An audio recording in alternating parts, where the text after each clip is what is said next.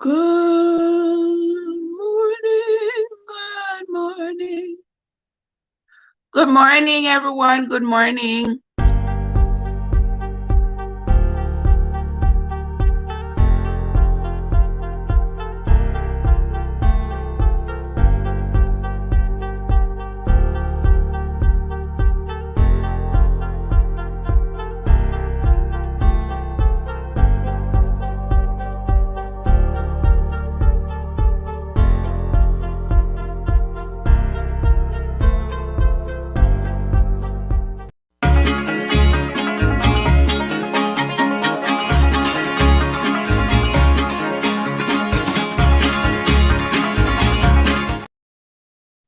Morning, everybody. Good morning. How is everybody doing this Wednesday morning?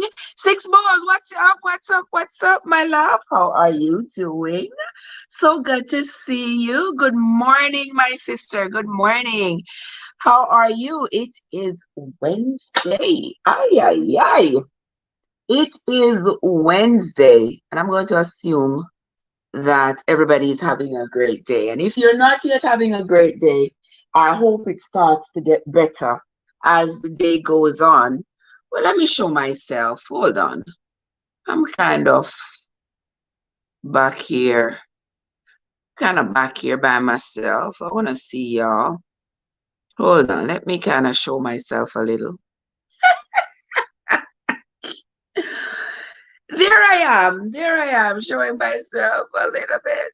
How are you doing, my love? So good to see you. So good to see everybody this morning. It is Wednesday, the 5th of April. Wow, wow, wow. The year is going by. The year is going by like a fly. Wow. Yes, and here I am, where I sit every morning by the kitchen table, do what I gotta do. I've been here since what, 4 o'clock this morning. Yeah, doing all kinds of things. And now I decided, okay, let me go on live now because I don't want it to get too much later. And then I'm not able to go on live because I gotta get me a nap later. And so here I am, sitting here and sipping my belly buster tea. They say this tea is supposed to it is supposed to help you if you're concerned about your midsection. So they say, I don't know, I'm not promoting it. I'm just saying that they say it's good for you for if you're trying to, get some inches off your waist.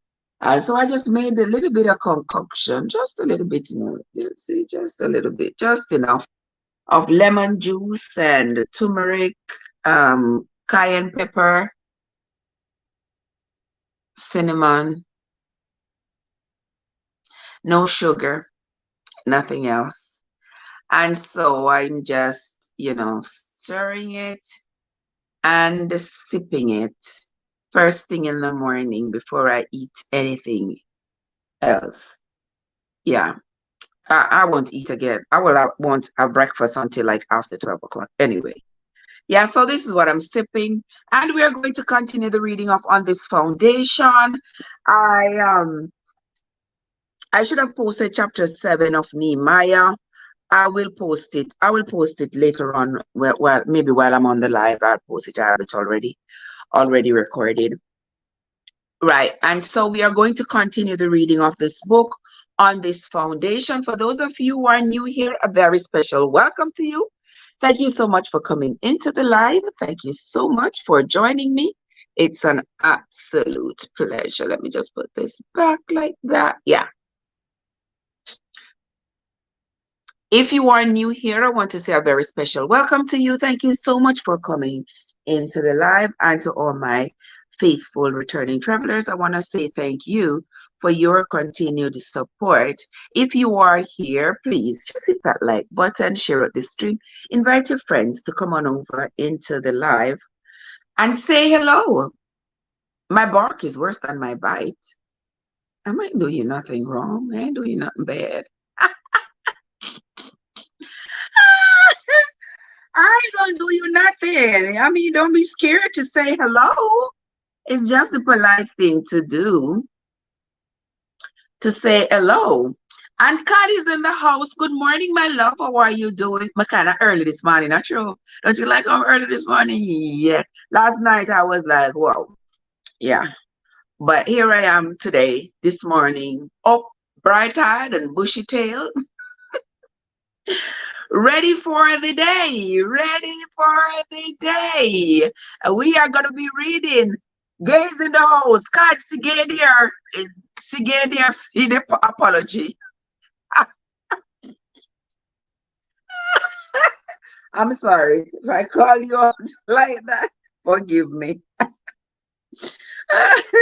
But you said you wanted to apologize to the person who you accidentally put on timeout. So uh, it was gay. Somebody in the chat had said that it was gay. So there she is. Now you can apologize to her.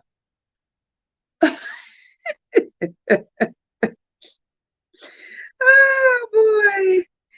Alrighty. The amazing MNG's in the house as well. Good morning, my sweet sister. How are you doing?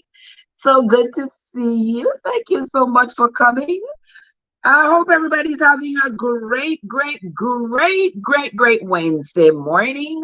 If you are just waking up, we give thanks for give thanks to the powers that be that woke us up um this morning, because many did not. Lots of people did not wake up this morning. And so we are among the fortunate few who woke up this morning. And so we have a lot to give thanks for. I don't care who your deity is. I don't care what you believe in. Believe in. Give thanks. Give thanks, because it was not of your own power that you woke up. It was not. Okay? So let's just give thanks. All right? And I'm happy to see you all. Happy to see you all. It looks like this is the time when we're allowed to get up and start crowing. Yes, me notice it that this is the time when all of you get up, roll out of bed, start crowing, start doing all those good things. So instead of me getting up at 4 o'clock and crowing in here by myself, why not come crow with Uno? Mm-hmm.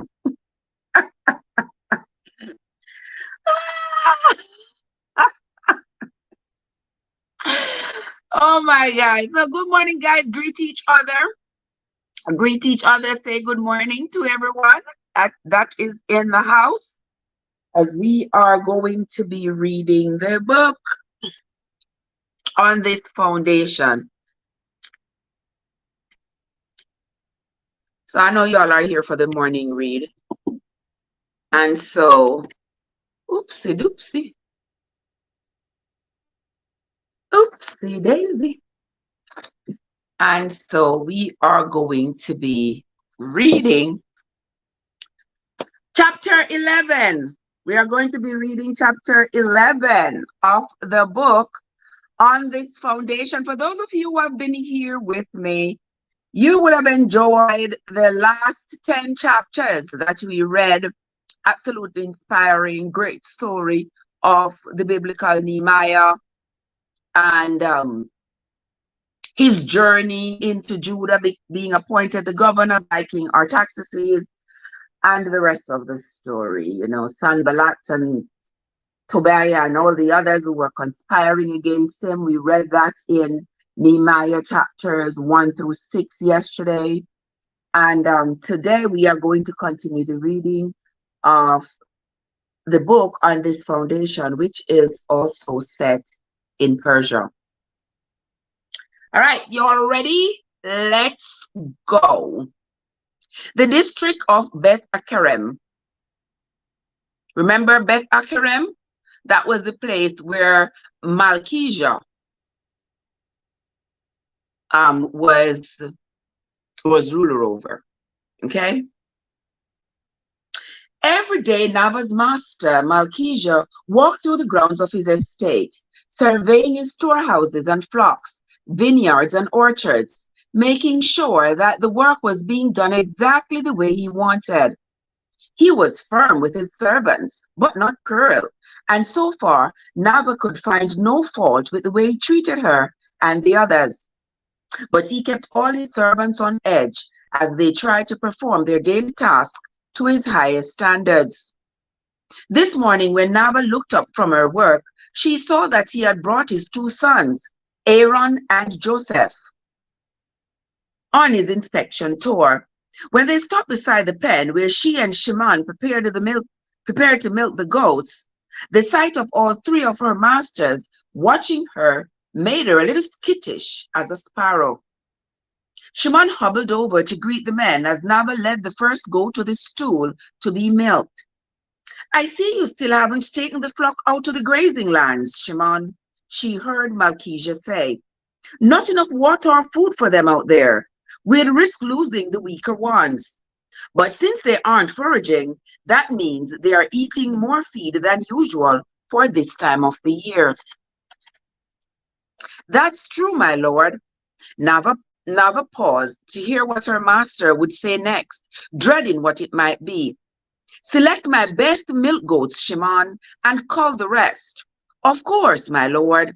She closed her eyes as sorrow tightened her throat. Her goats were among the weakest, raised under harsher conditions than her masters. They didn't produce as much milk. Even the small joy these friends from home had given her might soon be lost. She opened her eyes again, determined not to cry, and did her job quickly, coaxing out the last drops of milk. Then she waded into the herd to capture another goat and tether it beside the low stool. Nava risked a glance at her masters as she sat down and saw Malkesia calling to the boy who helped clean the pens. He was 10 years old and newly arrived from another desperate family who couldn't repay their debt. The boy hurried over, standing mute with dread before his masters. You are supposed to say, here I am, Aaron told the boy. He is new here, Aaron, Malkesia soothed. Give him time to learn. Well, that's why I'm teaching him, Aaron said. From now on, boy, when your master calls, you must drop what you're doing and run to stand before him and say, here I am. The boy's voice shook as he stammered, here I am. Nava understood his fear and she ached for him. Kim, what's up? How you doing? Good to see you, my love. Welcome. You missed. Hold on. You missed the corners, Malkesia said, his voice kind, not harsh. He pointed to an area the boy had supposedly shoveled clean. That isn't good enough. Do it over again, please. Yes, my lord. The boy nearly tripped over his own feet as he hurried to fetch the shovel. Nava rose to catch another goat, and she reached out to touch the boy's shoulder as he passed, trying her best to give him a reassuring smile. Shimon, that animal over there with the brown spots, is she limping? Malkesia asked. It was one of Nava's goats. How had her master seen the slight limp from clear across the enclosure? One of the biggest goats pushed her against the fence, Shimon replied. I'm keeping my eye on her. Good. You may return to your work now. Shimon led another animal to his milking stool beside Nava's and sank down on it with a grunt. He had told her that his joints gave him pain each time he sat down or stood up. That's taking so long, girlie, he said in his customary growl. The old man's gruffiness meant nothing. By the end of her first week of work, Nava had discovered Shimon's gentle nature beneath the gruff facade. You have a nice way with the animals, girlie, he had told her, and they had been friends ever since. I wish our masters wouldn't watch us, she whispered, but ignore them. Just ignore them and continue to do your work. She bent to her task, resting her forehead against the goat's side. Across the pen, one of her master's sons asked a question that Nava couldn't hear, but she heard Malkesia's response. I worked hard for what I have. That's why I want my sons to learn every aspect of running this estate firsthand. The two most important things to watch out for are laziness and waste. They not only will ruin us, but they are insults to the Holy One who has helped us to prosper. Hmm. Guys, I tell you,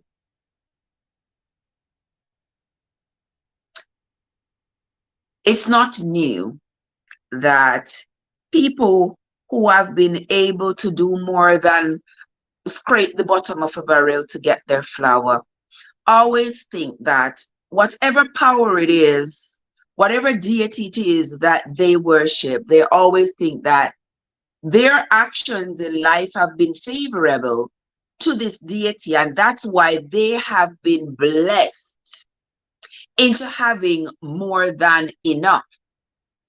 So does that mean that the same deity that they pray to, the same deity that we pray to, the same deity that people poorer than us pray to, favors some people over others?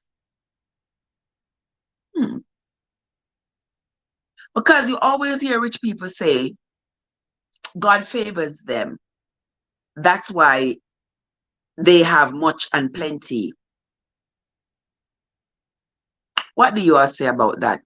Think about it. Write it in the chat and let's continue reading. Okay. There was no doubt at all that Master Malchijah's estate was prosperous. His wealth was unimaginable. His clothing came from the finest wool, the softest linen, dyed with the most expensive colors. He enjoyed plentiful food, and his servants ate well too. But as Nava had already noticed, he reserved his harshest criticism for servants who were lazy or wasteful. I'll be working in my vineyard for the rest of the day, he told his sons. Do we have to come with you? Joseph asked. It's too hot out here. Nava knew what it was like to work beneath the blazing summer sun, yet she had always been willing to help her father. No, I want you to work with Shimon in the animal pen today. I want you to become familiar with everything he does and with the animals in his care. There is a great deal he can teach you. Yes, Father, we promise. Nava's mouth went dry at the thought of being watched as she worked alongside Shimon all day. A few minutes later, Malchijah left for his vineyard, leaving his sons behind. Nava heard them laughing as they whispered together. They were up to something. The moment their father was out of sight, they turned their backs on the goats and the pen, and walked away. Don't you dare tell our father, Aaron called over his shoulder to Shimon as he sauntered towards the house, or you'd be sorry. Their disobedience stunned Nava. She thought of Dan and of her own two brothers. They would never dream of doing such a thing or being so disrespectful to their father. She and Shimon finished the milking, and as she carried the wooden buckets of fresh goat's milk to Penina in the kitchen, she heard laughter coming from Malchijah's wine cellar. Aaron and Joseph emerged from inside the cave-like interior, each with a skin of stolen wine. Nava tried to look away and pretend she hadn't seen them, but she was too late. Hey, goat girl, Joseph called. You didn't see us, understand? Yes, my lord. He's right, Aaron agreed. You saw that worthless goat herder, Shimon, stealing our father's wine, didn't you? You see how them wicked? You see how them wicked? You see now she saw them stealing the wine. Now they're going to say it was Shimon who stole the wine. And I was wondering when I read further up where I read that he said Shimon could teach the boys a thing or two about milking the goats. And I thought, why would the father be telling them to learn a thing or two about milking goats from Shimon? They ain't never going to be milking goats. They are never going to be caring for the goats at all. So why would he tell them that? I think they're up to something. They're up to no good. And I think this is the same no good No good behavior we read about in Nehemiah yesterday. So we're going to continue reading and we will see what's going on. Now they want Nava to say it was Shimon she saw stealing the wine. All right, let's continue. As soon as they disappeared, Nava hurried into the kitchen courtyard with the milk buckets and told Penina what she had seen. Do exactly what they say and stay out of it, Penina said. Our master will believe his sons before he'll ever believe you. Rachel, who had been working alongside Penina, huddled close to Nava, keeping her voice low. And the sons will take revenge if you tell on them. I've seen it happen before. But Shimon will be wrongly accused. It won't be the first time one of us was, Penina said. Stay out of it. She moved away from the earth. Morning, Jojo, how you doing? But Nava stayed right beside her, still carrying the milk. Wouldn't our master want to know that his sons are liars and thieves? What kind of man will they become? He had spoiled them ever since their mother died, and he's blind to their faults. I'm warning you to stay out of it. Go do your job now and take care of the milk. Keep your mouth shut and your head down. When Nava returned to the goat pen late that afternoon at milking time, Aaron and Joseph stood leaning against the wall of the enclosure as if they had worked with the animals the entire day. She heard their father praising them for their hard work when he arrived home, and they all went inside together for the evening meal. The outward perfection of her master's estate had been deceiving. Like a fresh fig that looked juicy and succulent on the outside, but crawled with worms when cut open. The next day, Aaron was already waiting outside the goat pen when Nava arrived for the morning milking. He watched as she did her chores, then showed up again for the evening milking. He did the same the next day and the next until she realized that he wasn't overseeing the animals. He was watching her. At first, she thought it was because she had seen him stealing the wine and he wanted to send her a message. And maybe that was the reason in the beginning. But the look she saw in his eyes as he followed her every move wasn't a threatening look. Her master's son stared at her the way a glutton surveys a banquet of food. Nava knew exactly what Aaron wanted, and her growing panic made her so upset she couldn't eat. When Aaron reappeared on the fourth morning, as Nava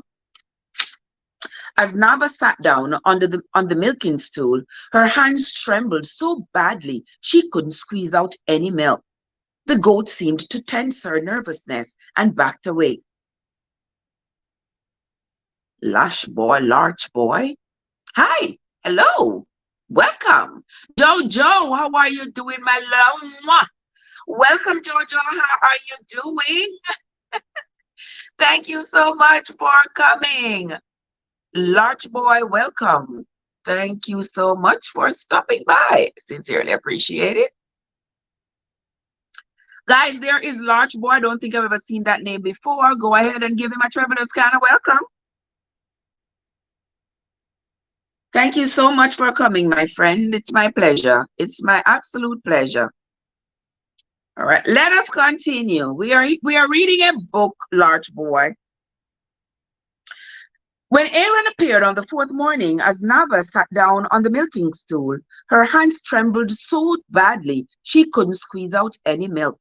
The goat seemed to sense her nervousness and backed away, nearly upsetting the wooden bucket. It's all right, she said, stroking the animal's flank. There's nothing to be afraid of. She knotted her hands into a fist to try to control their shaking, but the milk still wouldn't come when she tried again. Shimon led over the next goat and caught her glancing up at Master Aaron. Oh, Canada! Oh, one of my favorite places. Okay, welcome. Thank you much. Him again, huh? He tethered his goat to the post and shuffled over to where Aaron stood. Do you need something, Master Aaron? No, I just enjoy watching your pretty little goat princess. A surge of fear made Nava pull the teeth too hard. The goat bleated and kicked, upsetting the bucket and spilling the milk. Nava quickly righted it, then leaned her head against the goat's side, trying not to cry. She would be in trouble for certain. There was nothing Master Malkesia hated more than wastefulness. Don't worry about it, girlie, Shimon soothed as he sat down again. That goat gets horny sometimes. He swatted the animal's hindquarters, sending her out into the pen with the others. Later, after the milking was done and Aaron was gone, Nava went to Shimon.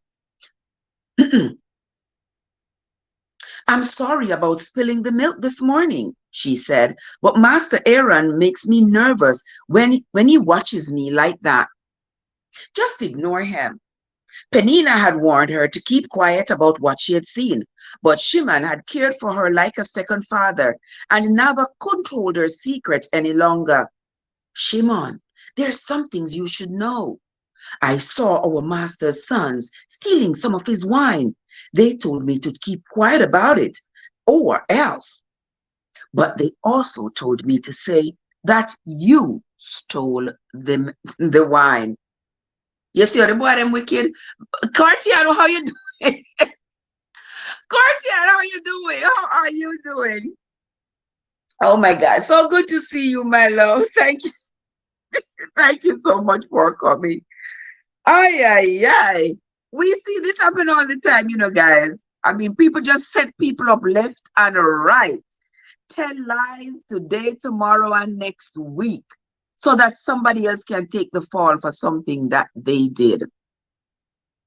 I don't know if I would tell Shimon, because I don't get into mix up and cast and go tell run, carry go bring come, run go tell this, run go tell that. Because I don't want nobody to say it was Trev who told me. You shall never call my name in that fashion. You never dishonor my name like that. To say Trev told me. I could have known 10 years ago. And me tell you, my business me will tell. My business me will tell. But your business and my story if you tell. The hell? Okay, let us continue, my friends. Let us continue. Shimon gave his usual growl of disgust. Have known Aaron since the day he was born. His father spoiled him too much after his mother died. I don't want you to get into trouble. What should I do? Nothing any one of us can do. Is there a way to make him stop watching me? He'll lose interest before long and go on to something else. But Aaron stood in the kitchen courtyard a short time later when Nava brought in the buckets of fresh milk. He sat down on a stool to watch Nava make cheese. Penina had complimented her on her goat cheese and had put her in charge of the daily task. Why don't you explain to me what you are doing, princess? Aaron said. After all, my father wants me to learn all about his estate. She had no choice but to obey. I'm making cheese from the milk, my lord. Did he hear the tremor in her voice or see it in her hands? These bowls are different batches in different stages. I check them every day to see if they are ready for the next step. He dragged his stool a little closer. What's your name, princess? She dreaded telling him. Her name meant beautiful. It's Nava, my lord. He laughed, and the ugly sound of it sent a shiver through her spine. Tell me what you are doing now, beautiful Nava. This is the milk from this morning. I'd add the culture that will make it curdle, then leave it until tomorrow. Her cheeks burnt beneath his scrutiny as she worked. This second bowl is from yesterday, she said, after covering the first one with a cloth. She used the knife to test the curd that had formed and said, It's ready. Now I have to drain off the whey. She found a clay bowl with holes pierced through it and lined it with thin cloth, then placed another bowl beneath it to catch the whey. She transferred the curdled milk into the colander with a spoon, not trusting her shaking hands to pour it without spilling. She stood very still when she finished, waiting for her pounding heart to slow down. Now what, beautiful? He asked. I'll leave it until tomorrow to finish draining. Penina uses the whey. She fetches a third batch in another colander from yesterday and felt it with her fingers to see how much moisture remained. This is ready. The cheese just needs salt, maybe some fresh herbs, and it's finished. She took a small pinch of salt from the bag and mixed it in. Then she formed it into a ball and wrapped it in fresh grape leaves. She was so engrossed in her work that she managed to stop thinking about Aaron for just a moment. When he suddenly leapt up from his stool, he startled her. Without a word, he crossed to Penina working beside the earth and pulled the little woman aside to speak with her. Nava couldn't hear what he said, but judging by the way he gestured in her direction, she guessed it had something to do with her. Penina stared unhappily at her feet, nodding in agreement. Nava's skin prickled with 1,000 needles. She busied herself with cleaning up, her hands clumsy as she washed the buckets and bowls and put everything away. She must have done something wrong. When she allowed herself to look up again, Aaron was gone. She was so relieved she had to sit down on a stool until her legs regained their strength. At last, she drew a calming breath and carried the finished ball of cheese to Penina, who was stirring a pot on the earth. This goat cheese is ready, Penina. Shall I season it with herbs today or leave it plain? The little woman turned and studied her for so long that Nava was afraid she would have to sit down again. What is it? Did I do something wrong? Is Master Aaron angry because I spilt the milk this morning? No, no, little one. You didn't do anything wrong. Your only fault is that you are much too pretty. Nava's heart hammered painfully as she waited for Penina to finish. It seems you have captured our young master's attention, and he wants you taken out of the goat pen and the kitchen.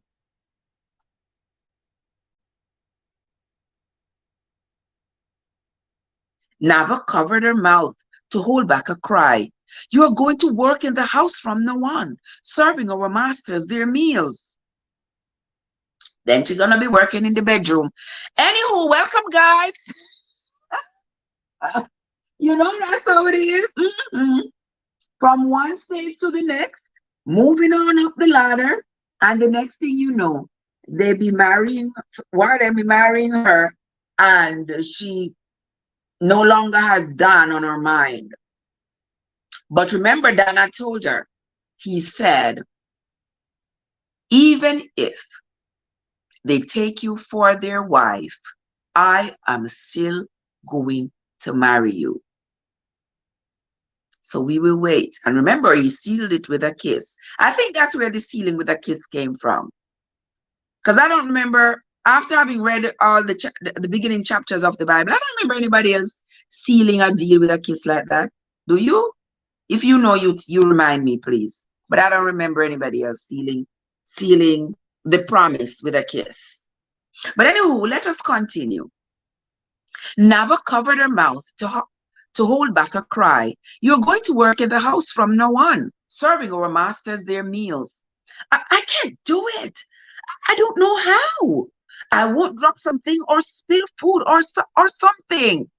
Listen. It's a step up for you. Serving is a much better job than working in the smelly goat pen. The courtyard blurred as tears filled Nava's eyes. But I love working with the goats. I don't want to. It doesn't matter what you want, Penina said harshly. She yanked the cheese from Nava's hand and turned her back on her, walking away. Nava followed, pleading with her. But our master asked me on the first day what I was good at doing, and I told him I was a goat keeper. Please don't speak with him and tell him that I don't know anything about serving meals. That's not how it works, you know. You don't speak a word to our master unless he speaks to you. Now get on with your job, Penina said. But Penina whirled her face around again. When he gives you a job to do, you do it, whether you like it or not. But the way Master Aaron watches me, I'm so scared. Hey, Servant David, how are you doing? Welcome, my love.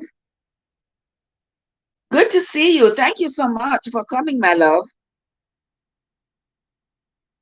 There are dark corners and back alleys inside the house, and fewer people to see what's happening. What if he comes after me? She swallowed, unable to say the words out loud. Would anyone look the other way like they always do and be too afraid to defend me? You said Master Malkesia would never believe my story. He would believe his son's lies. The little woman stared at her for so long that Nava couldn't tell if she was going to pull her into her arms or yell at her some more. She did neither. I know what you're afraid of, she finally said, and I won't lie to you and tell you not to worry. Nava covered her mouth again as a sob escaped. But you're a bondservant. You must do whatever your master says, and you must obey his sons too. Penina, please take off your apron and just go. The housekeeper's name is Ruth. She'll see that you are bathed and cleaned up, and she'll teach you what you need to know. Nava didn't move, rooted to the spot by fear, powerless to change what was happening. At least you won't smell like the goats anymore, and you'll finally have a pair of shoes that aren't falling apart. Nava still couldn't move. Don't just stand there, girl. Go on. I need to tell Shimon. I'll tell him. Just get going. But Nava saw Penina wipe her eyes as she turned away. All right, let's see who else is in the chat. David is here. Welcome, David. Thank you so much. What did Christ say? David and Jonathan Salson also kissed in the Bible, and the Bible said their soul was knitted together. Which part? Which book in the Bible that? That's not when me read already on the live. Can me remember that their souls were knitted together. Them kiss each other like woman and man.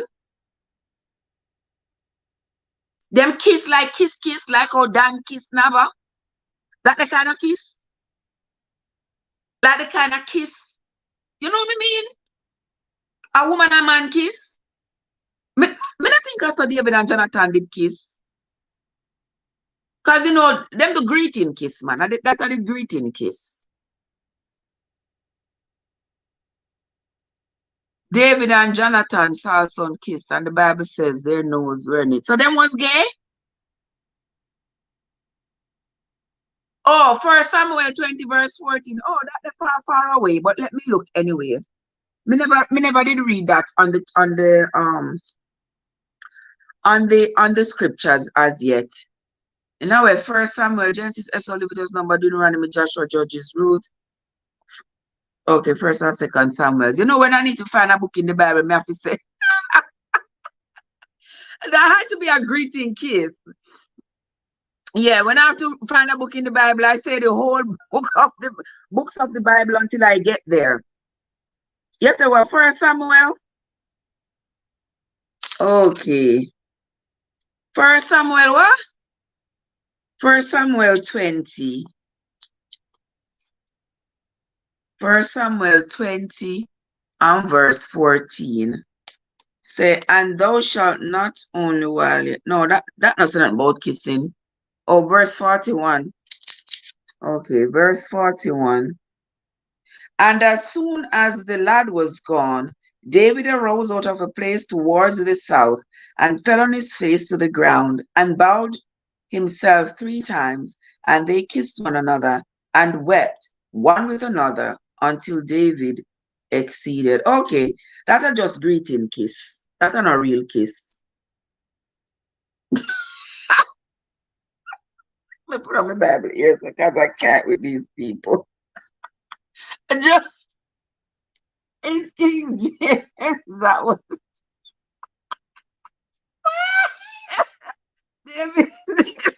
David saying King James, that was it was okay.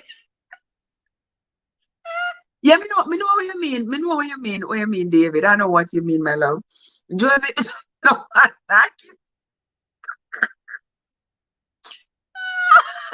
I agree with you. I agree with you. You can't kiss someone. Greeting Christian, your soul and their soul knit. Exactly. My mind is filled with flurries at the moment because I am thinking, I know that I thought I heard somebody said before that that somebody was, I think, was it David they said who was a ransomer? I think. But I'm not sure. I'm going to continue. We're going to continue reading the Bible because just like we have had several discoveries before, we are definitely going to end up finding a lot more stuff that we didn't even know existed in the Bible. So it's quite possible. It's quite possible. Yes, because when you say souls knit, that sounds serious. When you say souls knit together with a kiss. Back then, that's how they greet. Okay, but King James was the funny man, not King David. So what you speak about?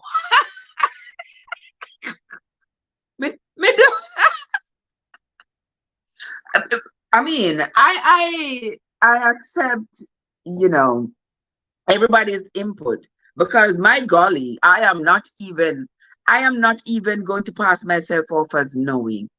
I'll just pass myself off as ignorant. I know none of this. I am just reading and sharing what I'm reading, what I'm trying to understand with y'all. So I do not know. I am only reading and learning as we go along. So I appreciate everybody's input. Tell me what y'all know, because I don't know none of this. Souls knit together as best friends, good friends. But souls knit. Anywho, we might find the truth somewhere along the line as we continue to read. We might find the truth somewhere. And the only way to find the truth is to continue reading. So that is what we're going to continue doing. Oh, you know, so this morning the live kind of look nice. One think. I mean, I do not know much, you know, me just beard. You see how what one bath can do? Made nothing strange this morning. All I did was take a shower.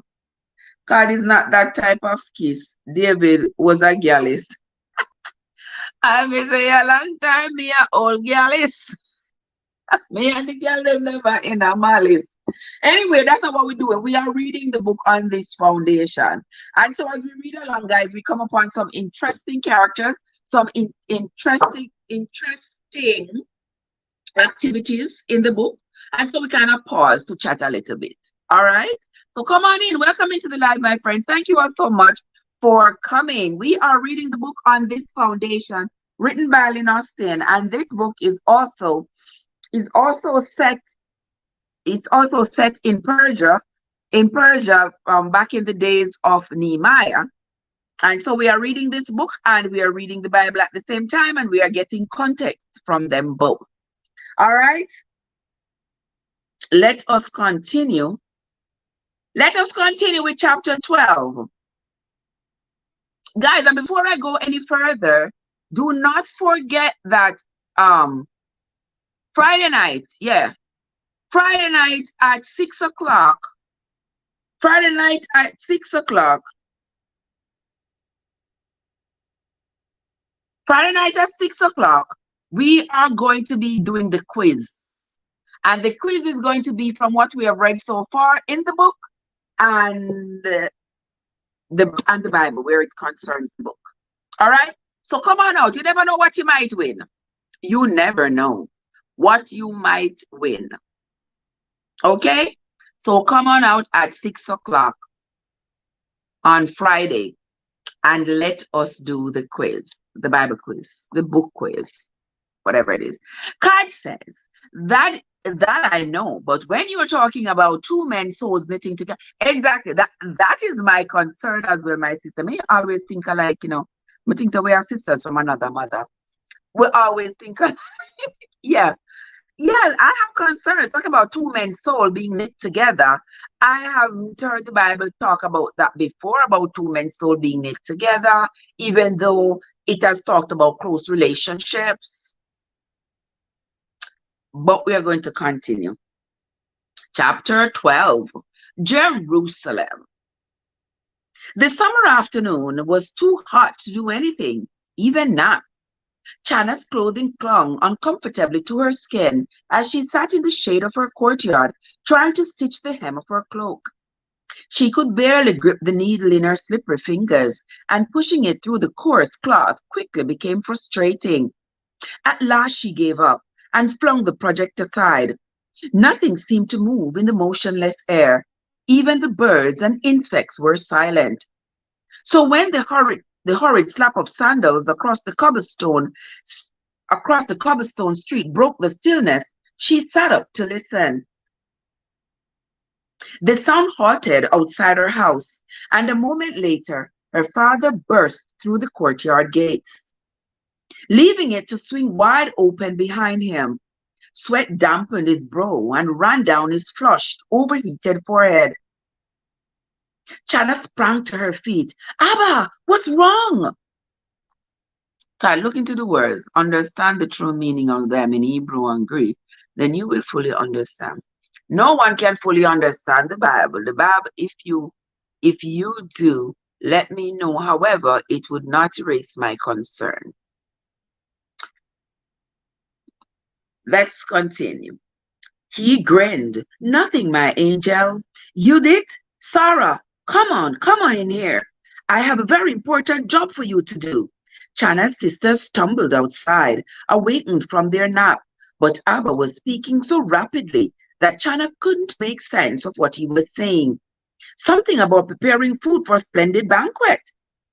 Had the heat gotten to him? She grabbed his arm to halt his wild gesturing. Slow down, Abba, and tell us again. Who is coming to dinner? The governor of Judah. Guys, who is the governor of Judah at this time? You have been following the reading. Who is the governor of Judah? Who is the governor of Judah at this time? Anybody remember? Come on, guys, may I expect you to put it in the chat quickly for those of you who have been following the reading. The governor of Judah is coming for dinner. Guess who is coming to dinner? Auntie Dreadlocks. Who?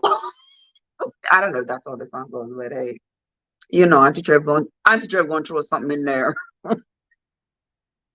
I'm gonna throw something in there. Who remember who is the king of Judah at this point in the story? You remember? And that's why I like teach little children, because little children them not forget nothing.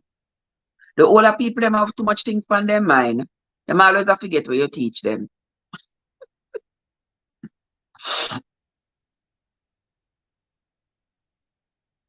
Who is the king? Who is the governor of Judah at this point, guys? Nobody remember. All right, we're gonna keep on. We are going to keep on. The governor of Judah, Governor Sanballat? Surely not. No. Our own governor. I thought Governor Ezra retired, Sarah said. She and Judith had hurried outside without putting on their sandals, and Judith had to dance from foot to foot on the hot pavement stones. No, not Ezra. We have a new governor, Nehemiah ben Akaliah. Akaliah, yeah. If that's how it's pronounced, I call it Akaliah. Nehemiah ben Akaliah. Judith squinted at her father in the bright sunlight, her flowing mane of hair still tousled from her nap. Since when? He arrived 2 nights ago, all the way from Susa. Rebbe Ezra introduced him to our council members this morning and presented us with his official governor which is official commission as governor. It was sealed by King Artaxerxes himself. We must prepare a banquet immediately to welcome him to our home. You see that? Artaxerxes was, remember, appointed Nehemiah. So Nehemiah was now the governor. Was the governor of Judah. Let me see what David said. As I said, learn the Hebrew language and then you will get it. And yes, there are parts in it that people won't ever understand, but it's all God's word. And if we try to fathom the mind of God, we will never. If the Bible is meant for us to understand and for us to live by, I don't understand why the Bible is so hard to understand. That is why I say repeatedly that the Bible is a storybook. As you listen to it, you will hear people recounting events that they either experienced or they were told about. So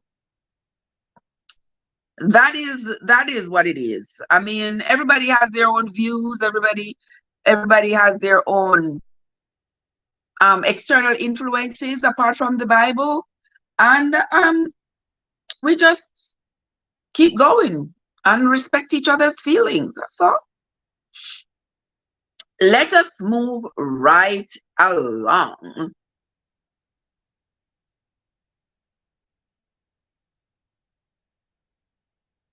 Let us continue. Where am I? Rebbe Ezra introduced him to our council members this morning and presented us with his official commission as governor. It was sealed by King Artaxerxes himself.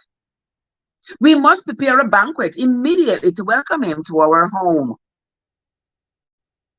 I think the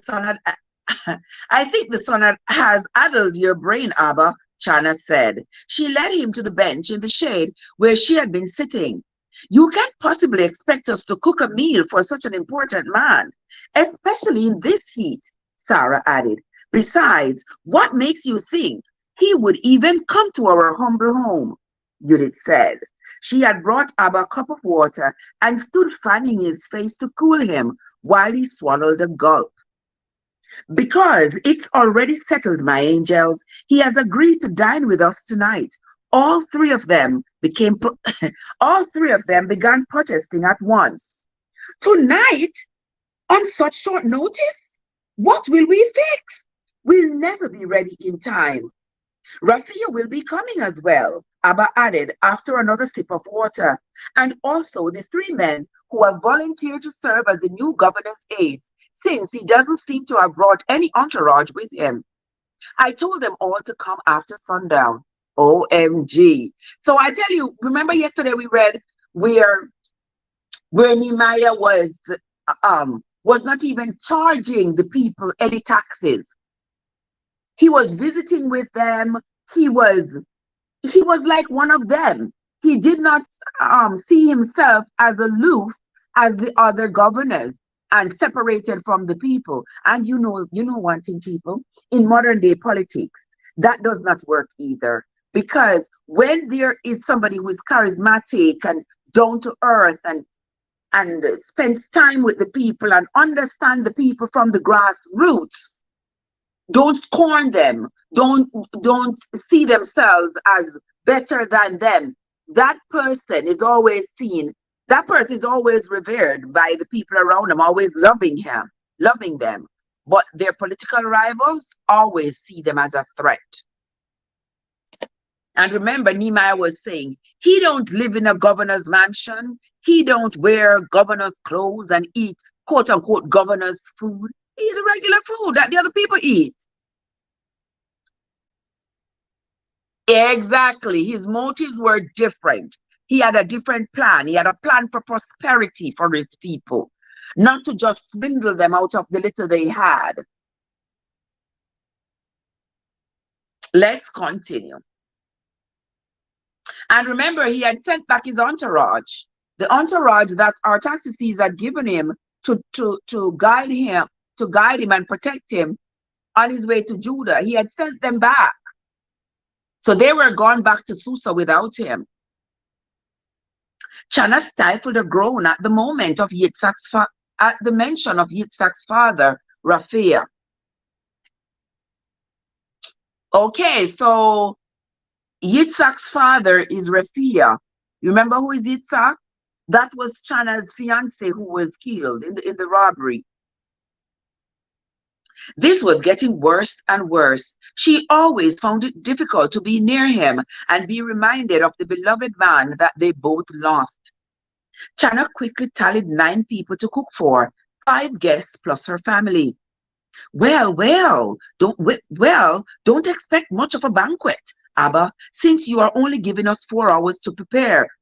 I have every confidence in the three of you, he beamed. You are your mother's daughters. May she rest in peace. Now I must get back. He downed the rest of the water and stood up. Don't run up the hill in the heat, Judith warned, but he merely waved his hands and hurried as quickly as he had come. There was no way around it. They were left with the challenge of producing a meal in that sweltering day in only a few hours.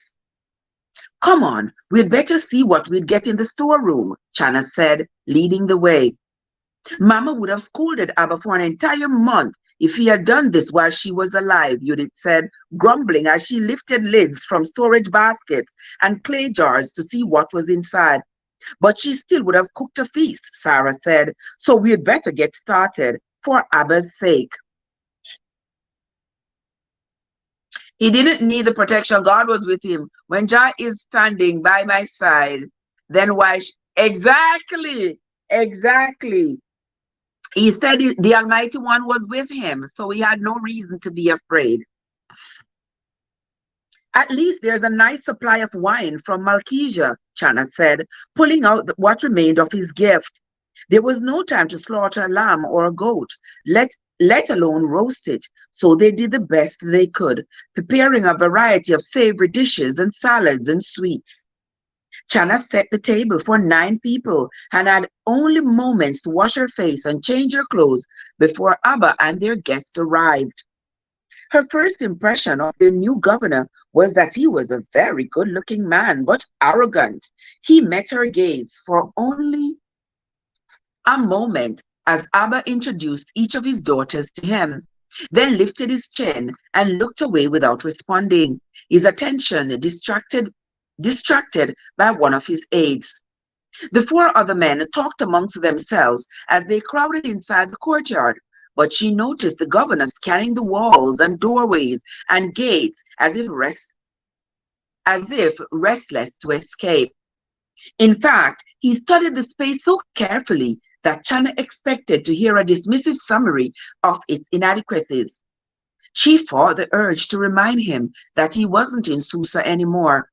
He could hardly expect to dine in splendor, even after they sat down at the table to eat. And Abba said the blessing over the wine. The governor remained attentive to every sound that came from beyond the circle of lamplight, as if expecting someone to jump out of hiding. What was he afraid of?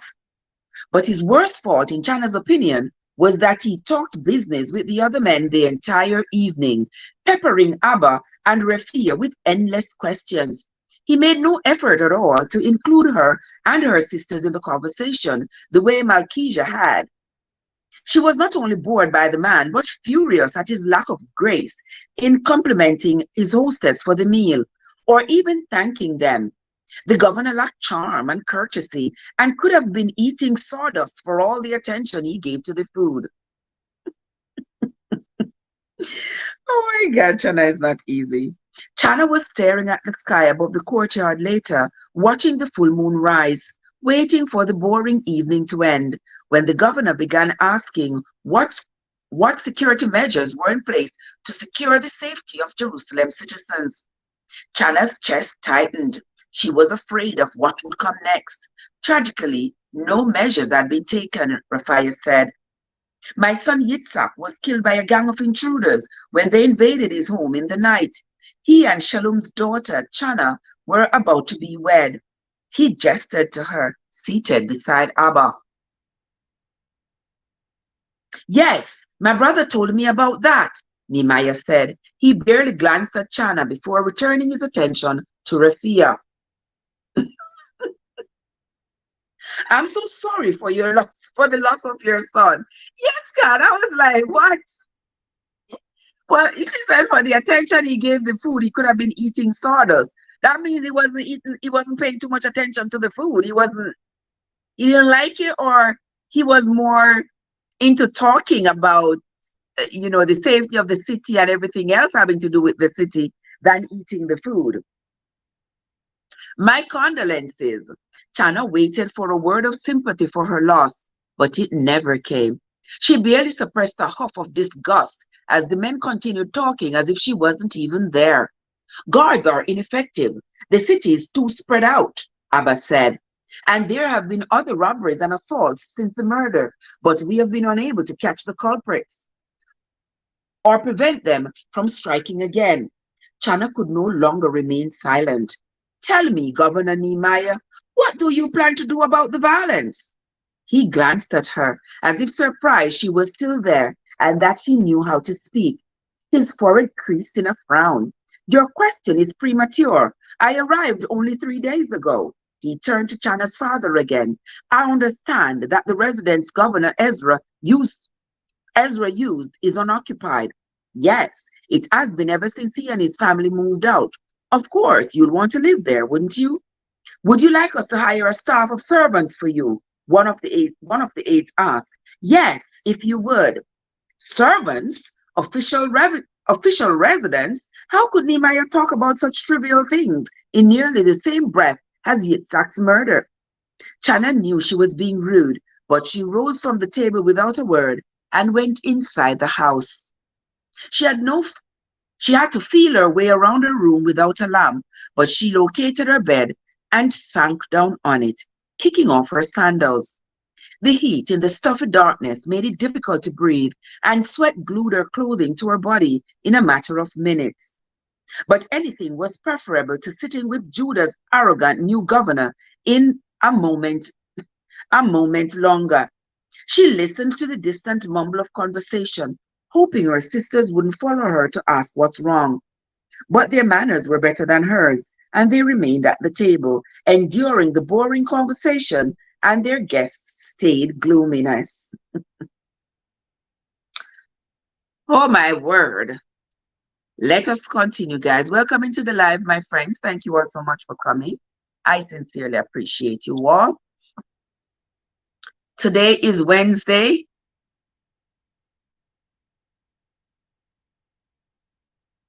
Today is Wednesday, and we are moving along. We are currently on page 127 of the book on this foundation. I want to say thanks again to everybody who has coming to the live.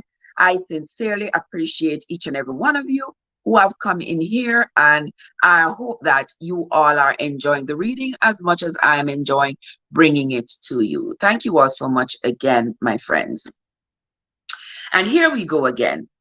She had begun to doze, exhausted after cooking the huge meal, when she awoke to Abba's boisterous voice. He was bidding his guests good night at last. Chana stayed where she was. Why bother being polite when the new governor has acted so rudely? Are you all right, Chana? Judith asked when she and Sarah finally came to bed. What happened to you? Abba was afraid you were sick. Judith carried an oil lamp to the niche beside Chana's bed, then sat down beside her. Tell Abba I'm fine, she said, yawning. I decided I'd had enough of our new governor for one night. Did it make you sad when they talk about Yitzhak? Sarah asked. No, it made me furious. Chana sat up. He never offered a single word of condolence to me, only to Yitzhak's father. When I asked him a question, he wouldn't even condescend to answer it, as if it was beneath him to talk to someone as unimportant as me, as if I was stupid for asking. That's still no excuse to get up and leave, Sarah said. Just because our guest was rude, it doesn't mean you should be rude in turn. Oh, okay. Okay, another lesson there. Not because somebody else is rude, that don't mean you gotta be rude. Well, I get a little tickled when somebody, I wouldn't even say tickled, a little ticked when somebody is rude, especially when they're rude for no reason. You don't have a reason to be that rude. Like, what is your point? Like why? What are you hoping to accomplish? And then when you are rude and that ticks me off, and I say about something sleek, I'm the bad guy. I'm the bad guy. I heard somebody, Michelle Obama said, when they go low, you go high. What that guy says, what is his name again? That guy was on the Council of Michigan. What is that guy's name, guys? Do y'all know now? The guy who was on the council from Michigan with that deep bass voice. Eric Hayes. Yeah, I knew it would come back to me. Eric Hayes says, when they go low, I go lower. I can't. I can't. You don't have to be rude to them. Just check them. That is the thing. But when you check them, you are the bad guy. Yeah. You know, some people just be rude for no reason. But anyway, let's continue. I left because it was clear that my presence wasn't necessary, nor would my absence be noticed. You didn't even come back to say good night, and he's the governor. I don't care if he's the emperor. He barely acknowledged our presence. He didn't speak a word to us or even bother to remember our names. And he never offered a word of thanks or praise for the meal we worked so hard to prepare. He certainly was different from Malkesia Ben Recab, wasn't he? Judith asked. She stood and pulled her robe off over her head. Remember how charming he was when he came for dinner? Chana remembered. The contrast between the two men couldn't be greater, and Malkesia's sympathy and his understanding of her grief had touched her. Well, at least we won't see Governor Niemeyer again after tonight, she said. Once he moved into his own residence with his staff of servants, I'm sure he won't lower himself to dine in our humble house again or repay our invitation. Did you notice the way he kept looking all around while we ate? Judith asked, as if something might be crouching in the shadows, waiting to attack him. He never stopped. Does he even close his eyes at night? I noticed, Chana said. He struck me as a man who has so many enemies he can never relax. And as arrogant as he was, it's little wonder he has enemies. Even when he did manage to faint smile, Judith said, his eyes looked sad and weary. You two should stop gossiping about him, Sarah said. She stood with her hands on her hips, the way Mama used to do when she scolded them. Not only is gossip wrong, but you should show a little respect for our new governor. It isn't gossip if it's true, Chana said. Judith giggles. Abba is going to be mad when he finds out you weren't really sick, Chana. That you were just being rude. She sighed. Abba rarely got angry, and he always forgave quickly. But knowing that he would be disappointed in her made Chana regret leaving the table. Let's blow the lamp and go to sleep. It's been a long day. All that work getting ready and not a smidget of thanks or acknowledgement. They lay in the dark for a long moment before Sarah said, you have to admit that he was handsome, though. A handsome exterior without warmth or grace is like a gold ring in a pig's snout. A gold ring in a pig's snout, he is still a pig. He don't make him any more beautiful. He's something else. Chana, you are terrible, Sarah said. Oh, you go to sleep. That Chana is really something else. Oh my gosh. She has the best descriptions of these men. And I bet she was one of those women, if she lived in our time, she would be one of those women who would raise Cain, raise hell at men who think that because they are a man, they are all-knowing, almighty, all-powerful, and all-deserving of the best positions in society. Oh my God, Chana would have let them have it. Chapter 13. Welcome into the live, guys. Thank you all so much for coming. You are in the channel of Trevessence Unstoppable, and we are reading the book On This Foundation. Welcome. Thank you all so much for coming. Chapter 13. Nehemiah had been in Jerusalem for 3 days and still hadn't inspected the ruined walls or come up with a plan for rebuilding them. Nor had he told a soul why he had come all this way and what he intended to do. Tonight, as he had dined with Jerusalem's 2 district rulers, he had been reminded again of the young bridegroom's murder. When Shalom's daughter asked what he planned to do about it, her question stabbed his conscience like a knife. Guilt for failing to come up with a response plunged the knife even deeper. He felt a measure of relief when the woman finally left the table and didn't return. Now, standing in the street beneath a universe of stars, Nehemiah recognized the true source of his irritation with Shalom's daughter. Like him, she had also lost someone she loved, someone who had been helpless and unharmed when attacked in the night. Nehemiah had looked away from her, recognizing her anger and her grief. You see, sometimes we can interpret somebody else's, we think that we have interpreted somebody else's response appropriately, when all we need to do is to maybe ask or wait, and we will get the response that is appropriate. Here, China was already saying that Nehemiah was rude, and Nehemiah didn't offer any condolences to her, only to Rephia about the loss of Yitzhak. But now here, Nehemiah his thoughts are just flooded with all the emotions of having experienced the same tragedy. Because remember, their parents were killed by intruders. And he suffered that when he was a boy. And now that he's a grown man, that trauma has stayed with him.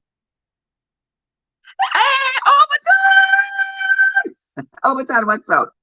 So the trauma has stayed with Nehemiah. And so sitting there and hearing about Yitzhak's murder brought back the memories of that trauma. And so he wasn't being rude. It was just that he was a little spaced out. His thoughts were ruling his mind. It's like he was there, but his thoughts were not.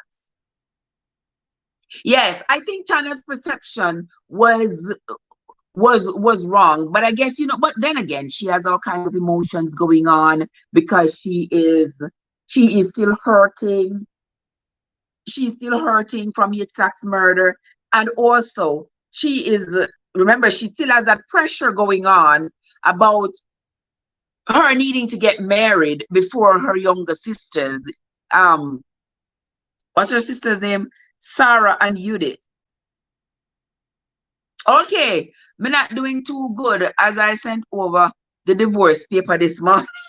I'm not get it yet, I'm not signing it. Come to think, let me tell you, I'm not signing it. I'm not signing it. You shall not. You shall not. We're going to fight tooth and nail. I'm not signing the divorce papers at all. Oh, you doing Overton? Oh, you doing, my love? Overton, so what we're talking about? So Overton, you know me and the reading. I can't get enough of it. So this book I've been reading, somebody sent me this book on this foundation. So I started to read the book. I don't know if you've been over here since I started reading it. I started reading it, and then I realized that it was set in the Persian era. Is that my sister Lovice? Happy Wednesday, Lovice. How are you doing, sis? Good to see you. I hope you're having a great hump day, my love. So they both were displaying their passport. Exactly. So this is what happened now over time. So when I started reading the book that someone sent me, I discovered that it was set in Persia, and I thought the story seemed familiar to a story that I've read as a child in the Bible. And sure enough, I went to check out the book of Nehemiah and realized, yes, this story in this book is the same story of Nehemiah in the Bible, and somebody captured it in a novel. And so I decided that I'm going to read both the book and the Bible together so that we can get additional context for both. And it has been going well. So this morning I'm here reading again. We are reading some more of the book. So if you know the story of Nehemiah, then you will understand the book perfectly well. If you don't know the story of Nehemiah, you got to stick around. And when we read the story in the Bible, then you can relate. All right. I appreciate you all, guys. I thank you all so much. Let's continue. Let me read that paragraph again. Now, standing in the street beneath a universe of stars, Nehemiah recognized the true source of his irritation with Shalom's daughter. Like him, she had also lost someone she loved, someone who had been helpless and unharmed when attacked in the night. Nehemiah had looked away from her, recognizing her anger and grief. They were as familiar as his face in the mirror. He longed to assure her that he would rebuild the walls of Jerusalem if he had to lift every stone into place with his own two hands. But he couldn't reply to her question just yet. He couldn't reveal what God had put in his heart to do because he didn't know who to trust. Rebbe Ezra warned of enemy spies among his own leaders. The full moon rose as they dined, and it lit up the night as he and his three young aides, Johanan, Johanan, Rehum, and Levi, left Shalom's house. Who is the mole, guys? Those of you who have been following the story. Who is the mole among the aides of Nehemiah? As we read in the Bible. We haven't found it in this book yet, but we read it in the Bible. Who remembers who is the mole here? Anybody remember? When I ask you all on Friday, I see who's going to get the answer right. Because remember, we're having a quiz Friday evening at 6 o'clock. Maybe 6, maybe 5, depending on the time I decide. I've got to check my schedule and all, and then I'll decide what time exactly. Who remember who the mole is? Nobody remembers. All right, I'm going to tell you. The mole is Jehonahan. You remember when King Sanballat and Tobiah and Gershom were having that conversation? And they said they were going to send Jehonahan down there as a spy to infiltrate Nehemiah's circles and find out what exactly he's doing, what his plans are for Judah. Yes, for the city of Judah. So here, he's the spy. He is the mole, and he has been appointed to be an aide to Nehemiah.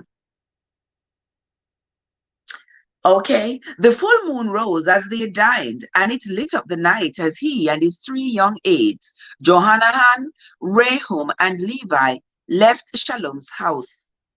In fact, the sky was nearly as bright as in the hours just before dawn, making it easy to walk down the street of the bakers to his brother's house. Nehemiah halted abruptly. Why not inspect the walls right now, tonight, while the city slept? The full moon certainly made it light enough to see his way. Do any of you know where I could borrow a mule or a donkey? He asked the men accompanying him. Of course, Governor, Jehonahan replied. I'll sure make you have one first thing tomorrow. I need the mule now. There's something I need to do tonight. Out here, he pointed beyond the raggedy stump of walls. He couldn't wait until morning. He would survey the ruins now when no one was watching. He would have liked to take his brothers along, knowing he could trust them. But after being reminded of the dangers tonight, he made up his mind not to involve them. He had come to Jerusalem to protect them and their families. His aides didn't respond, perhaps wondering if they had misunderstood. It occurred to Nehemiah that the men might be afraid. You don't need to come with me, he told them. All I need is a mount. And a mount is a donkey. That's all he needed, is a donkey or a mule, just an animal that he can ride. My father-in-law, Meshullam, owns a mule, Johanan finally said. He lives near the horse gate on the hill of Ophel. It's not far from here. Excellent. I would be grateful if he would let me borrow the animal. Nehemiah's anticipation grew as they climbed the hill of Ophel and arrived at the house just below the Temple Mount. Johanan managed to awaken the sleeping family without causing too much alarm, and the mule, which had been tethered inside the courtyard of the home to discourage thieves, was quickly prepared for Nehemiah to ride. The animal had a long, broad back, sturdy legs, and withers as high as Nehemiah's chin. He stroked its elegant muscle, understanding why its owner would hide such a fine mount. "You don't need to accompany me," he repeated as his aide led the mule outside and helped him climb onto its back. "Where are you going, my lord?" Rehum asked. He decided he would have to trust them. "I want to take a closer look at Jerusalem's walls, or what's left of them. That's it. I plan to ride in a circuit around the outside of the city." Surprisingly, none of them questioned him further, and all three volunteered to come. All right, lovers, no problem, sis. I appreciate you. Thank you for stopping by. As usual, be safe, my love, and have yourself a great day.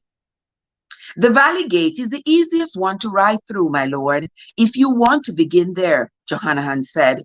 Very well.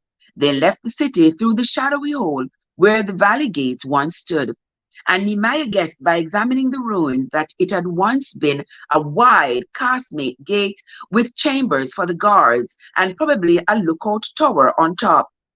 They passed through it in single file, the wide roadway blocked by huge fallen stones, and emerged outside the city in the central valley that ran along the western side of the Jerusalem Ridge.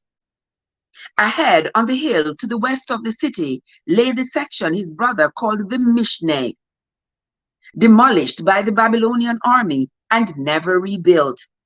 Nehemiah could see that the huge area had once been enclosed by walls, forming a semicircle around the now ruined houses, and that it had been joined to the walls that surrounded the city of David. There would be no point in rebuilding the Mishneh's walls since no one lived there. Too bad, since double walls provided a formidable defense, a double barrier of protection on Jerusalem's vulnerable western side. Nehemiah gazed up at the full moon as his mule plodded forward. No walls would ever be strong enough to save his people without the Holy One on their side.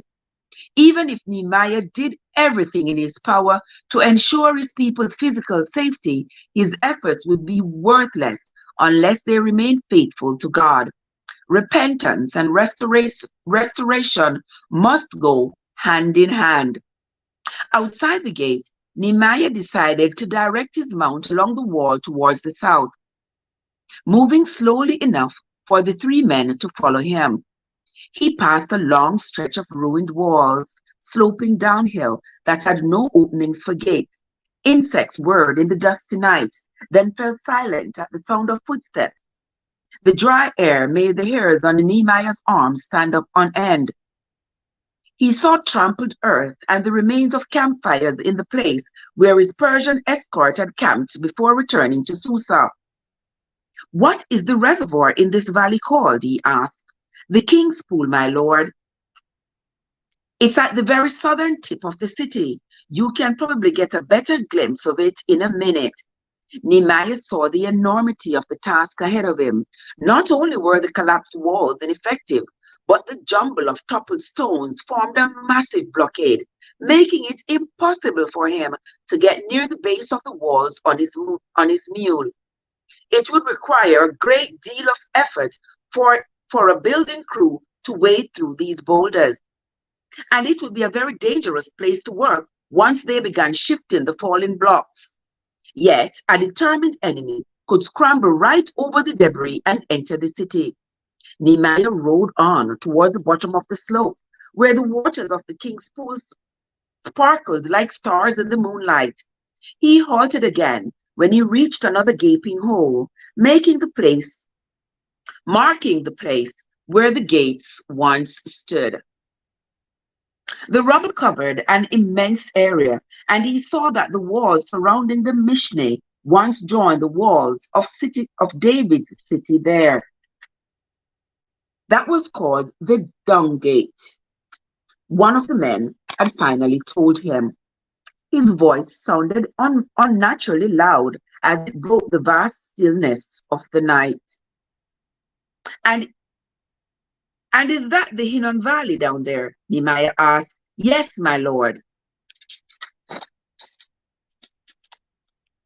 The place where people sacrifice their children to Molech. Oh, Molech, I never heard of him before. The place where people sacrifice their children to Molech. No wonder the Almighty One allowed this city to be destroyed. Nehemiah spurred the move forward.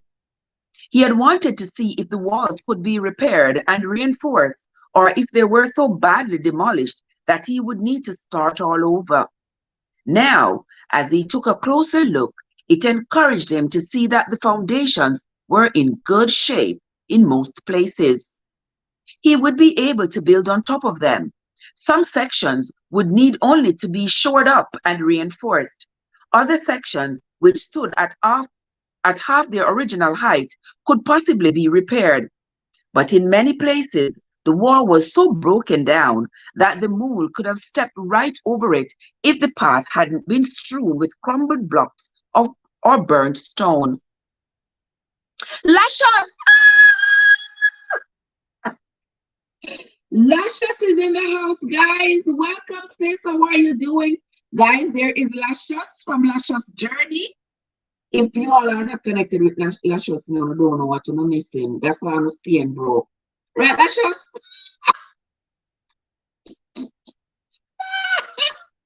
How are you doing? I gotta come over, come take a look at the garden. What's the garden doing? How are you, my love? I'm so happy to see you. Let us continue. Let's continue, guys. He would need to completely rebuild those sections from the ground up, and he would need to replace all of the gates. Not one of them remained. The timbers burnt by fire in the great destruction of Jerusalem.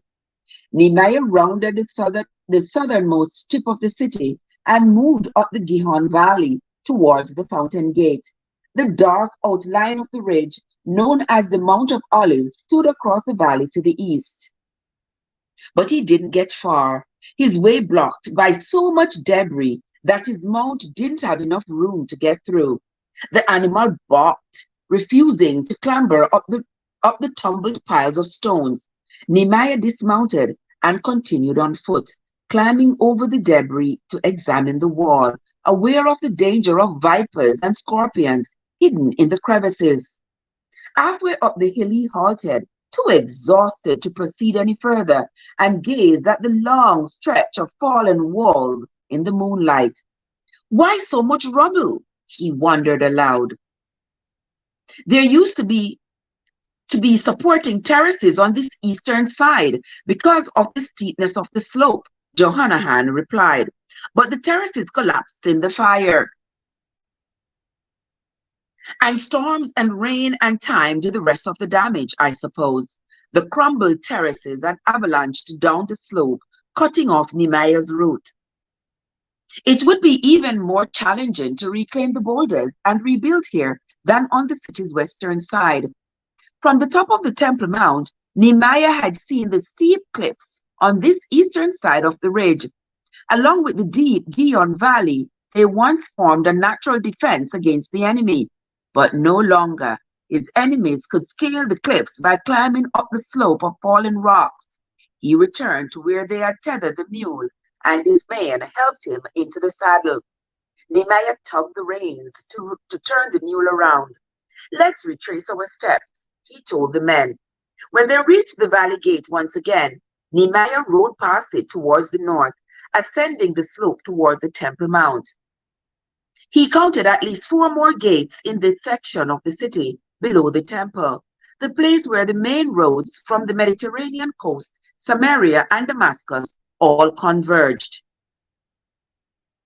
He identified the location of the gates by the gaps in the ruined walls and the remains of crumbled towers. Morning again, my sister Lashas. Welcome. Welcome, guys. We are here. We are reading the book on this foundation. And this is a novel written by Lynn Austin. And it is set in Judah, in Jerusalem. And we have also found the same story in the book of Nehemiah in the Bible.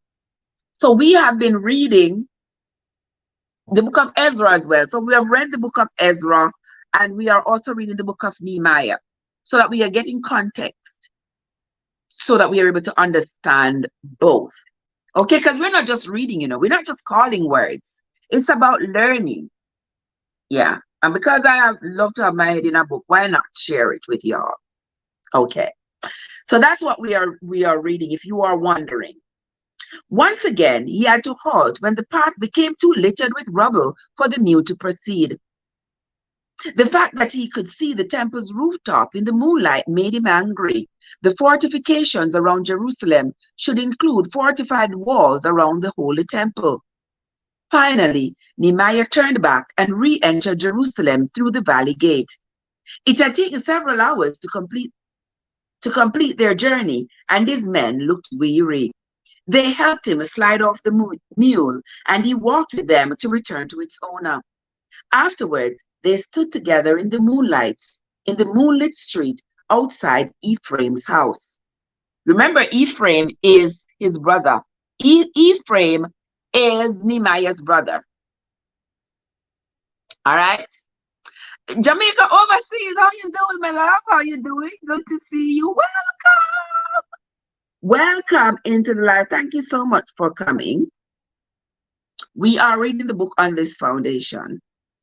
I haven't told any of the priests or nobles or officials what I came here to do, he said, and I'm counting on the three of you to keep this confidential until I announce it. But I intend to rebuild Jerusalem's walls. He saw surprise and disbelief, and maybe even doubt on their faces. It will be a monumental task, my lord, Johanan said. It will take years.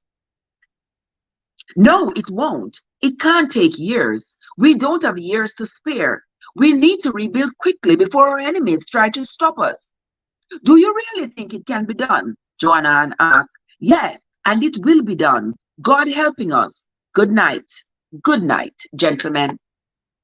Nehemiah lay in bed later that night, trying to sleep, and the enormity of the task did seem overwhelming. Every time he closed his eyes, he envisioned avalanches of tumbling stones that weighed so much a man couldn't lift them, stones that could shift and pin a man beneath their impossible weight. In spite of the assurances he had given his aides, his midnight survey had discouraged him. But Nehemiah's anger outweighed his discouragement. Anger at seeing Jerusalem in such a state. Anger that the ruins disgraced God's reputation, making him seem powerless to defend his people. Yes, the task seemed impossible, but Nehemiah served a God of the impossible. He climbed out of bed again and stood at the window that faced the Temple Mount. It wasn't visible from here, even in the moonlight, but Nehemiah closed his eyes and lifted his hands in prayer. Lord, you make a way for me to approach the king with my petition. You gave me favor in his sight. Help me now, I pray. Help me rebuild this wall and make your city and your people and your holy temple safe from our enemies. May Jerusalem's walls stand as a monument to your immeasurable grace.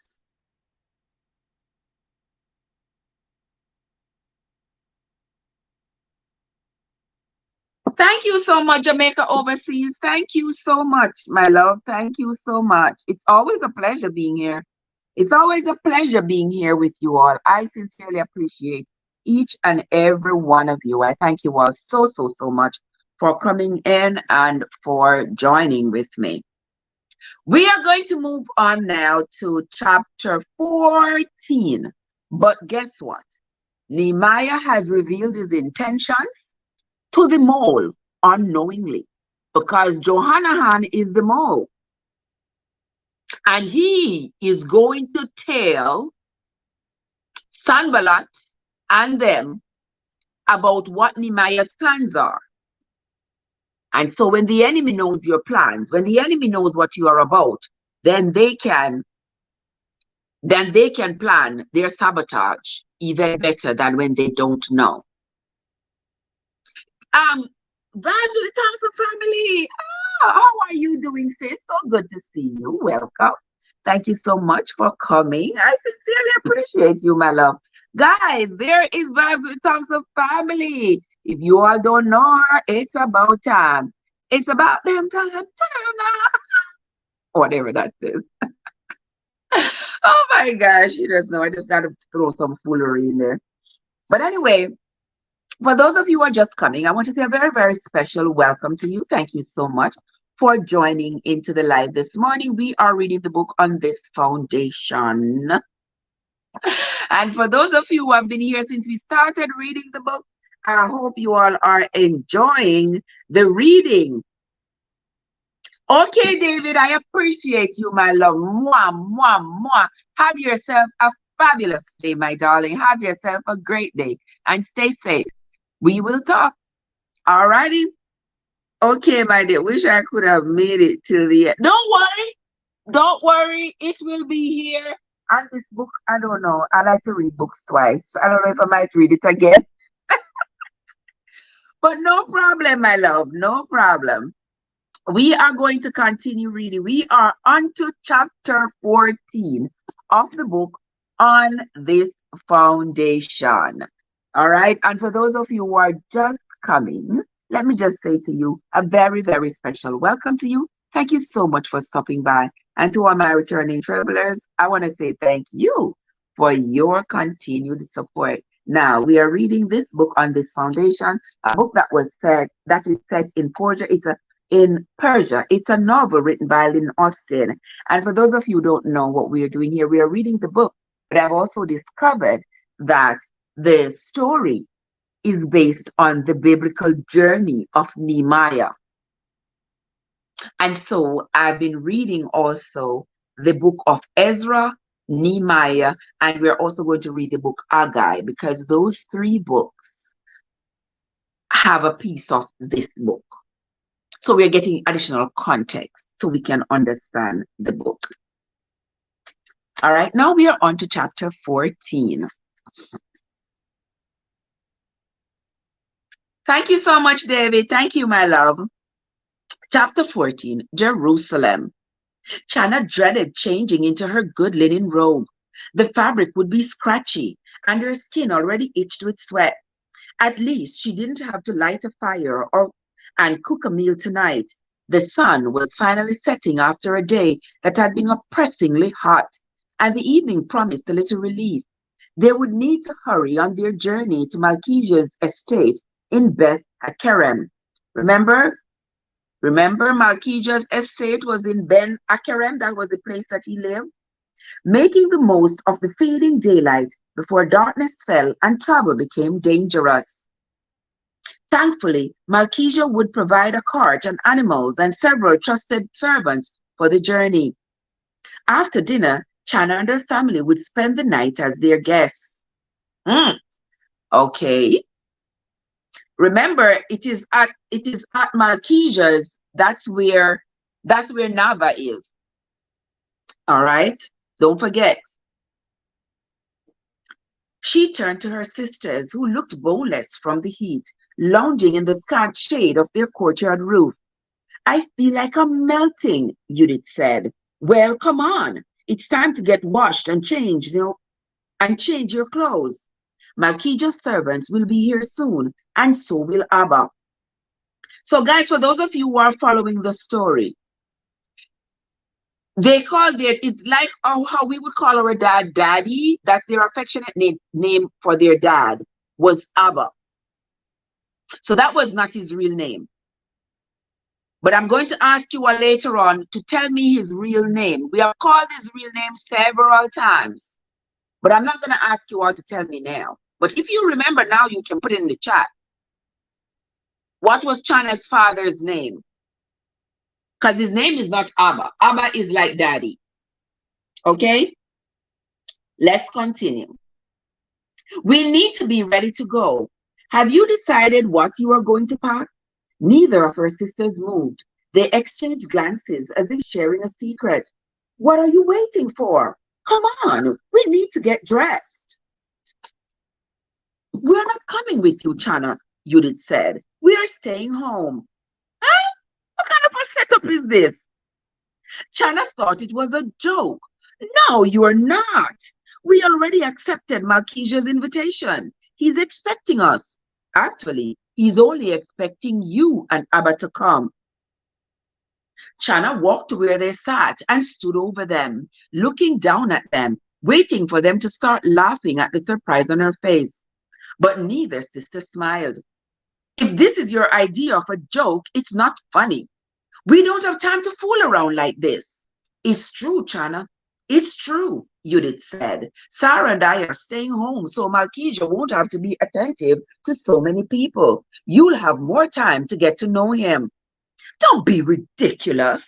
You can stay home all alone. We won't be alone. Abba made arrangements for us. This was his idea. Just go and have a nice time, Sarah added. Chana felt knocked off balance. Why didn't you tell me sooner? But she already knew the answer. She never would have agreed to go alone and be the focus of Malkesia's attention if they had told her. It was too much like courting, and she still wasn't sure that she wanted to court Malkesia or anyone else. Now it was too late to back out. She needed to take her own advice and hurry to get ready. She fought the urge to stomp her foot like a child. I'm furious with both of you, she said as she strode off into her room. Her first trip to Beth Akarem was not getting off to a very good start. She yanked off her clothes and tossed them onto the floor, splashed water on her face, wiggled into her itchy linen robe, dragged a comb through her hair. It wasn't until she saw her angry face reflected in the mirror that she pulled herself together. Grief over Itzhak's death was one thing. Self-pity was an entirely different emotion, an ugly emotion. And she was dangerously close to drowning in it. She pulled her head above its dangerous waters just in time, drawing a deep breath and releasing it in a sigh as she heard Abba arrive home. A few minutes later, Malkesia's servants arrived. Several times on the nearly 4-hour-long journey, Chana had been about to scold her father and tell him and let him know just how angry she was for pushing her into this dinner in the first place, then arranging for her to have Malkesia's undivided attention. You know what, guys? Remember, Abba owes Malkesia money too. So I guess Abba is trying to get Malkesia to marry Chana, because Chana is the oldest daughter, and Judith and Sarah are the younger daughters. And Judith and Sarah are already itching to get married. They are already itching. So they are concerned that their oldest sister, Chana, isn't yet married. And she got to be married first. And she's still grieving from Yitzhak's murder because she was engaged to Yitzhak to be married. And then he was murdered. And she has been wallowing in that grief now for over a year. And in Jewish custom, a year is enough time to grieve. After the year, it's time to get off, brush your feet off, and jump back in the circle and find you another man. Let's continue. Let's move right along. But in the end, she remained silent. Abba loved her. He wanted only what was best for her, and he truly believed that Malkesia might be her last chance at happiness. They reached his home just as the light began to fade in the western sky. And what she could see of the estate in the twilight looked magnificent. Neatly terraced vineyards covered the surrounding hills. From the top of the rise, where this huge stone house perched, she could see rolling farmland and distant valleys. Malkesia greeted them at the gate and took them on a quick tour of his winery.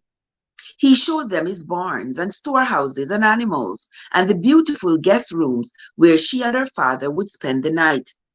The pride he took in everything he owned was written all over his face, and Chana thought he had never looked quite so handsome. You know, you know, the money make a ugly man look pretty. Remember before she had said that in nose broad like one frog or something like so. In nowadays story we would say nose big like boiled pepper. So but she said he had a crooked nose or something like that. Now him look very handsome because his house look very magnificent. So look very, very handsome. If I see some ugly people, me not call my name. Me no want call my name because me no want nobody to stone after me. But you ever see some ugly people really not look? They say them ugly. Them say them making a God's image. But them not so attractive to look at. But you see them with some nice, beautiful partner. Eh? Them have something else that's working for them. It's not just them beautylessness. Let us continue. Trev, cut it out. Let's continue. I hope you will relax and enjoy yourselves this evening, he said. My servants have prepared a feast for you. It was indeed a feast. They dined in a lovely outdoor courtyard beneath a vine-covered trellis, and the air seemed cooler in the hilly district of Beth Akarem than it did in Chana's stuffy home in Jerusalem.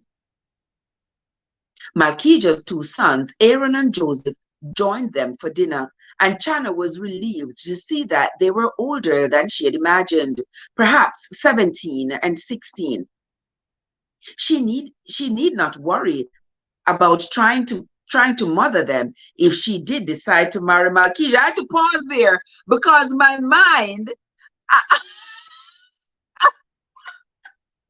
had to pause right there because my mind went right into it. And I thought, my mind went back to the rest of the story, to the previous parts we had read. Because remember, Malkijah's wife died and left him with the two sons, Aaron and Joseph.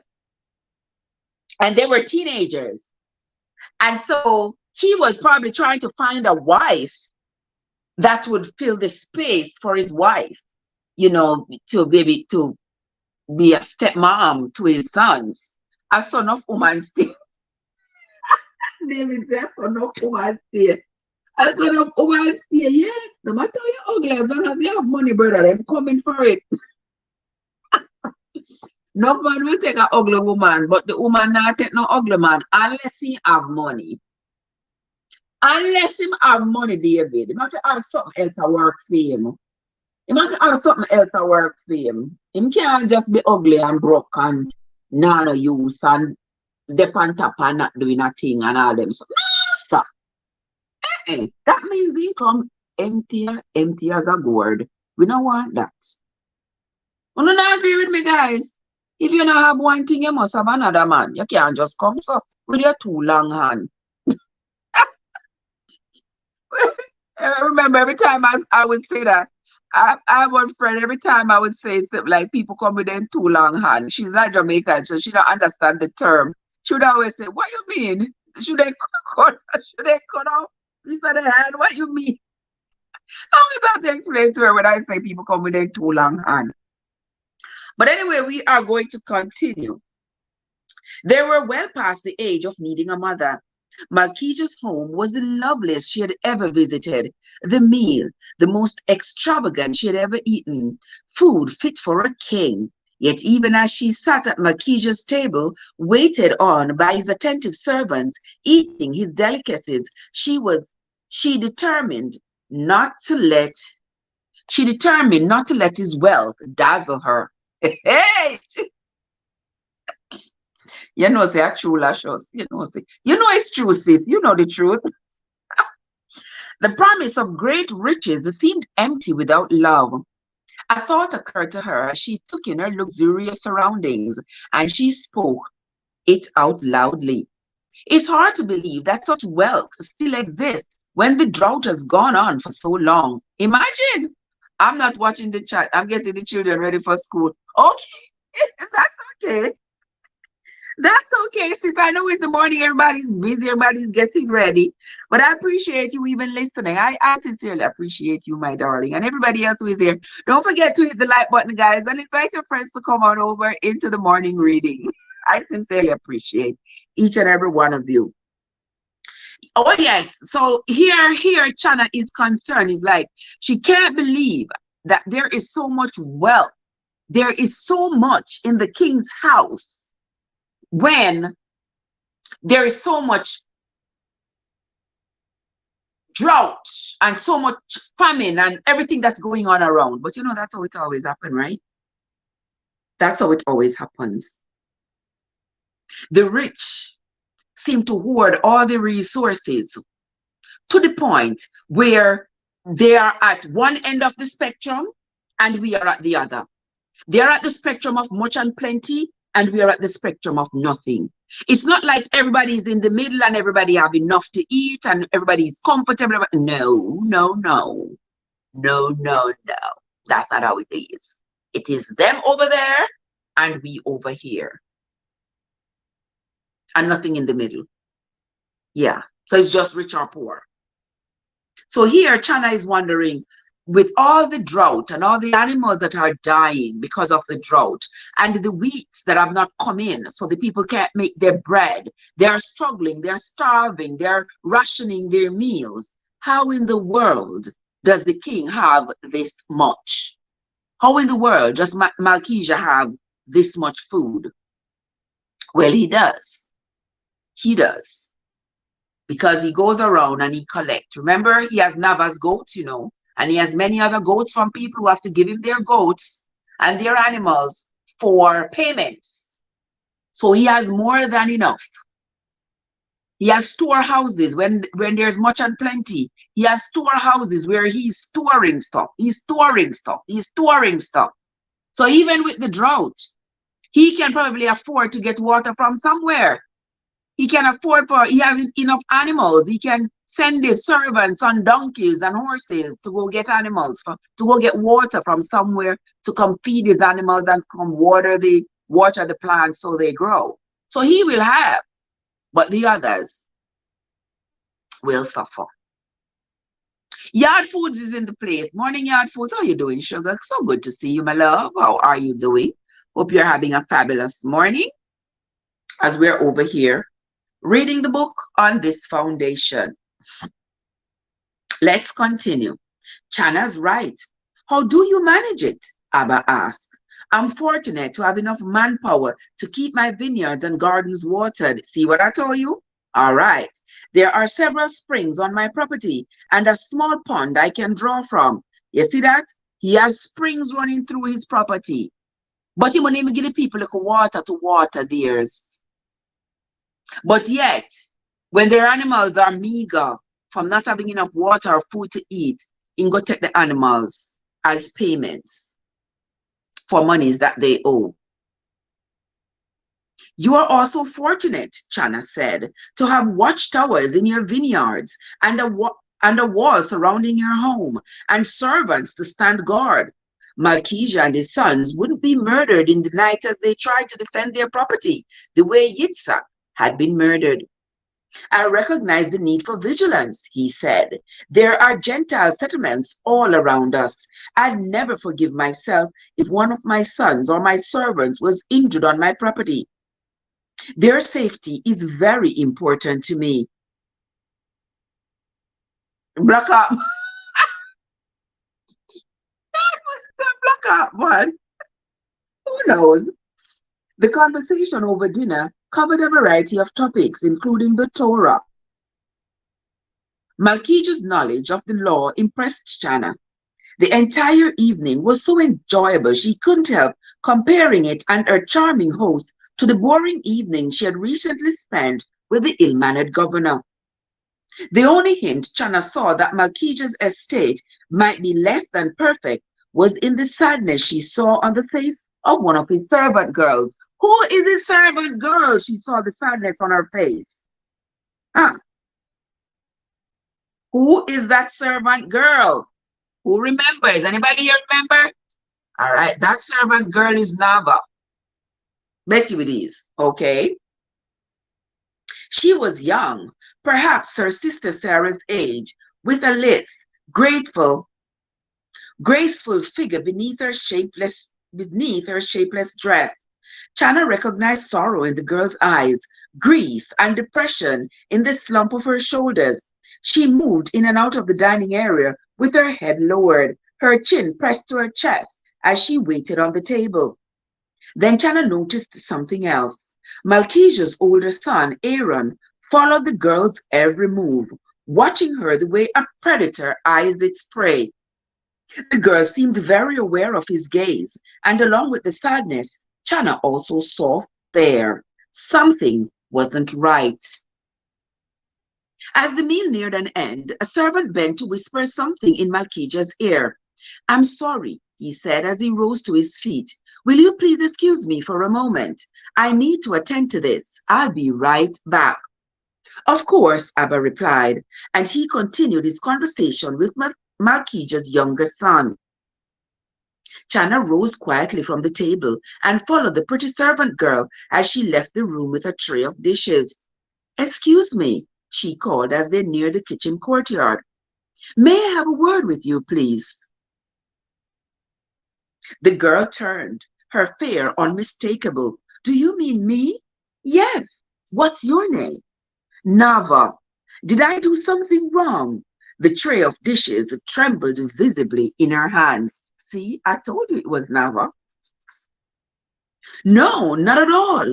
Listen, Nava. Perhaps it's none of my business, but you seem very unhappy. Can you tell me what's wrong?" Nothing's wrong." She stared down at her feet, her reply unconvincing. "Are you being mistreated in this household?" "No, no, ma'am. I haven't served at my master's table for very long, so it's still new to me. I didn't want to make a mistake in front of his guests." That might explain the girl's fear, but not her grief. Chana decided to probe deeper. "I'm going to be honest with you, and I hope you'll respect me for that and be honest with me in return. My father hopes to arrange a marriage between me and your master. Malkesia seems very charming, and his home is beautiful and well run, but sometimes looks can be deceiving. I don't want to make a mistake and marry into a household that's unhappy or abusive." "It's not abusive, miss." Nava still didn't look up. Chana waited, wondering if the girl would say more. Her patience was rewarded when Nava finally met her gaze and said, "I'm in love with a man from back home named Dan. We want to be married, but now we have to wait because I was sold as a bond servant to pay my father's debts." A tear slipped down her lashes and rolled down her cheek, but she couldn't brush it away with the heavy tray in her hands. She bent her head to wipe it against her shoulder. "I miss him, and I miss my home and my family." "I'm so sorry," Chana said. "I miss..." Well, okay. "I'm so sorry," Chana said. "I heard that some of our people were being enslaved because of the drought, but she didn't finish. To see evidence of their poverty in this young girl tore at her heart. OMG. "It isn't my master's fault," Nava said quickly. "If he hadn't been kind enough to make me his bondsman or his bondservant, our family would have starved." "You were sold as a servant so they could eat?" "Yes. At least now you'll have enough food until the drought ends." "Sold for how long, Nava?" "For 6 years. Or until Abba's debts are repaid." She bit her lip, struggling for control. "But my father owes my master a lot of money, and the crops have all failed, and I don't see how he will ever be able to repay it. Abba works so hard, and he loves his land so much, but it doesn't even belong to him anymore. It's mortgaged to my master." "How long have you lived here as a bondservant?" "A little more than a month." Chana couldn't imagine being separated from her family for 6 years, but she did understand the pain Nava felt not being able to marry the man she loved. Thank you for your honesty, she said. Chana was about to return to the table when she remembered the way Aaron had watched the girl and how frightened she had looked. Are you afraid of Malkija's son Aaron? She asked. Nava hesitated a very long time before finally replying. Sometimes, sometimes when Master Aaron watches me, yes, I am a little bit afraid. I don't want to marry him, but the Torah says that my master or one of his sons has the right to take me for his wife. The Torah, the good book. The good book says your master or any of his sons have the right to take you as his wife. Any of them can take you. That's the same thing in the Bible, huh? Is that what the slave masters were thinking when they took a lot of the women, the African women who were slaves, as their wives?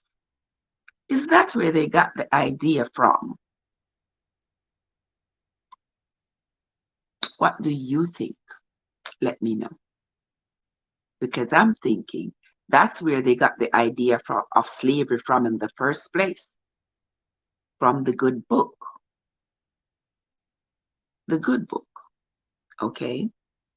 Let us continue. These are things for us to think about. We got to think about these things because it makes the good book make so much more sense when we understand what it is talking about, who is talking, to whom they're talking, and what is going on.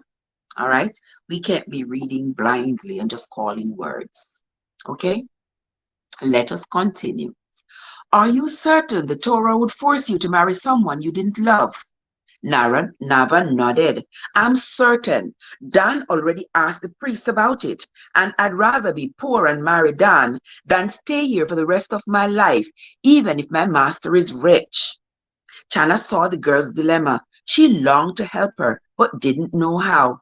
Maybe if she married Malkija, she might be able to interfere, but not now, not tonight. I can understand why you would be frightened and sad, but so far no one has harmed you, have they? And your master has been good to you, hasn't he? My master is firm, and he likes everything a certain way, his way, but he has never been unkind. That's good to know. Thank you. Again, she was about to return to the dining table when Nava spoke, her voice tinged with fear. Miss, wait. Please don't tell anyone that I complained to you. Please don't. I'm very grateful to my master for helping my family. It isn't his fault that I'm his bond servant, but what, Nava? I don't understand why the Almighty One would let this happen. Why doesn't he answer our prayers and give us rain so Abba's land could prosper again? None of this would have happened, and I wouldn't be here if God had answered our prayers. And it would be so easy for him to send rain, wouldn't it? Doesn't the Almighty One control the rain? But I don't pray to him anymore. Why bother, since all my prayers go unanswered? In her lowest moments, Chana often felt the same bitterness towards God that Nava did. Yitzhak had been alive when they had found him. He had lingered for 2 days, and Chana had prayed and pleaded with God to spare his life. But God hadn't heard or cared. Yitzhak had died. I'm so sorry for what you have had to go through, Nava. I wish I could promise you that God will answer your prayers and change your situation. But I also know what it's like when the Almighty One doesn't seem to hear or care. Thank you for your honesty and for trusting me enough to confide in me. Chana started to leave, but Nava stopped her again. Wait, miss, wait. If you do marry my master, is there any way you can help me and Dan or my father? I don't know. Right now, I'm not ready to marry anyone, including your master. But Nava had raised a good question. Her much in How much influence would she have in this household with a man who was firm and liked everything his way? Chana would need to find out. There you are, Chana. She heard Malkija's voice behind her and turned around. We were wondering what happened to you. You aren't pestering my guest, are you? He asked Nava. No, my lord. Then I'm sure you must have work to do. Now go. Yes, my lord. Nava bowed her head as she scurried into the kitchen, carrying the heavy tray.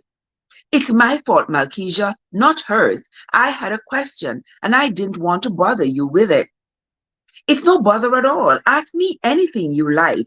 Isn't It's nothing at all. Nava was very kind and helpful.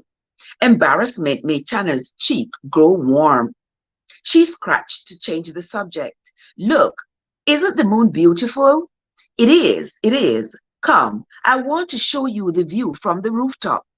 His hand rested on the small of her back as he guided her up the stone steps and showed her the breathtaking view. Gentle hills rolled away in all directions, and Chana could see the narrow ribbon of road that they had traveled on from Jerusalem, winding between the hills. The silver gray leaves of Malkija's olive trees rustled softly in the breeze below them. It was the first time Chana had been completely alone with him, and his charisma was undeniable. He seemed to be pulling her towards himself like a fisherman hauling in his catch. She didn't know why she instinctively struggled to free herself from his net. Like, how did we get here? It's magnificent up here, Malkija. Thank you so much for such an enjoyable evening. You have a beautiful home and everything is so well run. But what do you mean? I still hear a note of hesitation in your voice.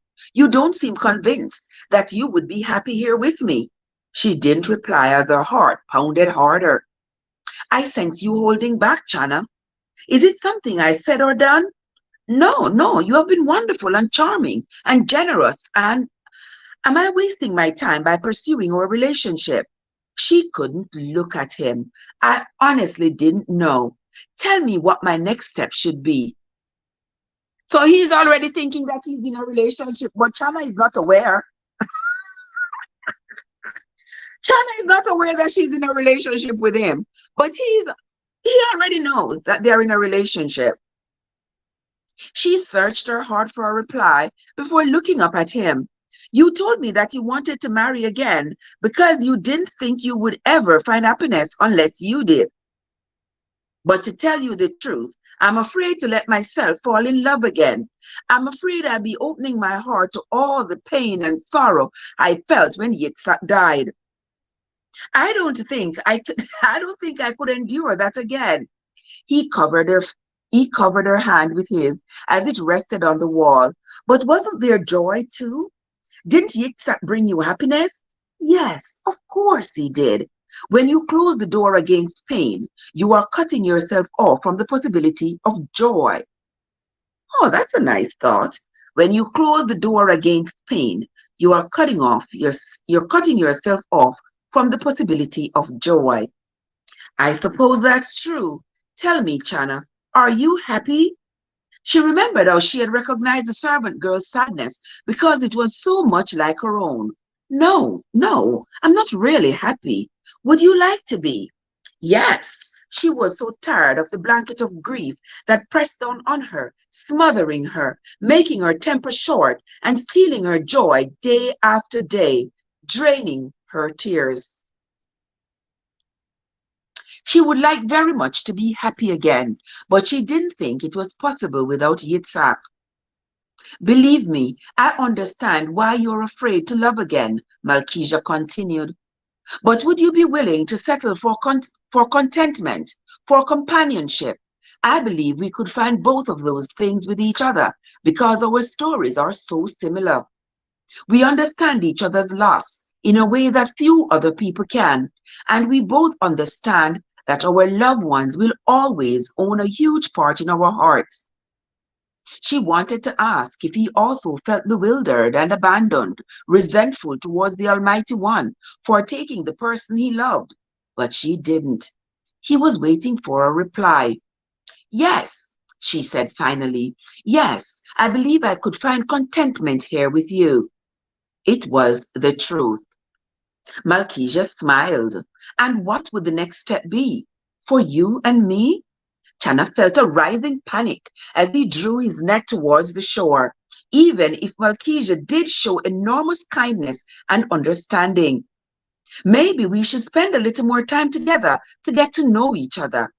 He lifted her hand and placed it between both of his, giving it a gentle squeeze before releasing it again. Good. I will be patient and give you a little more time. He smiled his crooked smile and led her down the stairs and into the house. So finally, see how she describing it? He's pulling in his net. He's pulling his net to shore. That means he's getting closer and closer to letting her know that they are dating. She is just coming to the realization. He's already thinking they're dating. And she's just coming to the realization that, well, yeah, that is the first time, according to the story, that is the first time that they have been this close, or that she has been told by him that he was interested in her romantically. That's the first time she was knowing of it. And she described it of him as him pulling his net to shore. So they're getting closer and closer to the whole thing. All right, Todd? And it made me feel like I want to read chapter 15, you know, guys. It feels like I want to read. But before me read anything else, let me take a sip of my gut-busting brew. This is supposed to be a gut-busting brew. So they say, you know, I'm worried about my waistline a little bit. So I just made this concoction this morning. It's cold now because it's been sitting there since I've been on the live. But the colder the better. It will go down easier for me.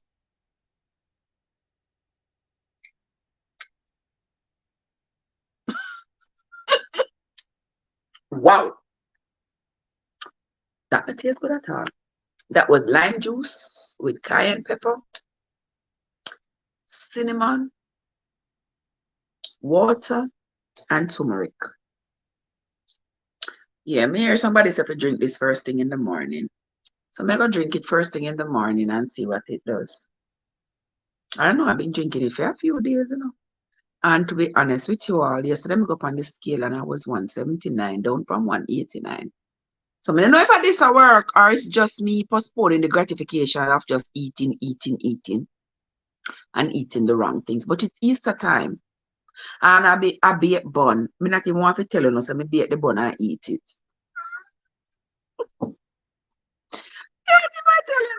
I baked bun on live last week.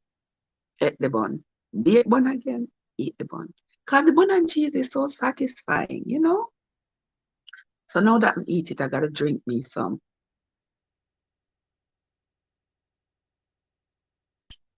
Whatever this is.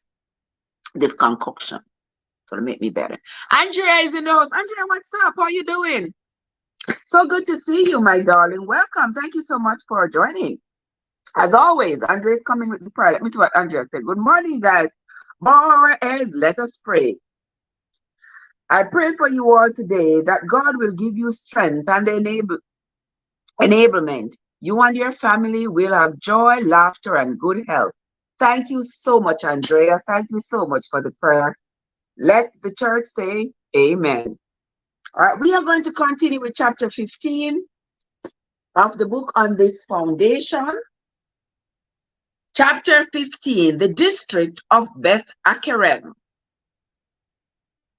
The noise of the commotion jolted Nava awake. Running footsteps, voices. Was someone shouting her name? She listened in the darkness, her heart racing. Nava! Never help me. It sounded like Dan's voice. She sat up and looked around, wondering if she had been dreaming. But Rachel and some of the other women were also awake. One of them got up and lit a lamp. Nava, where are you? The distant voice shouted. It was Dan. Nava leapt up from her pallet in a panic and struggled into her clothes. This steamy summer night made it difficult to get dressed, and her tunic became hopelessly twisted as fear pounded through her.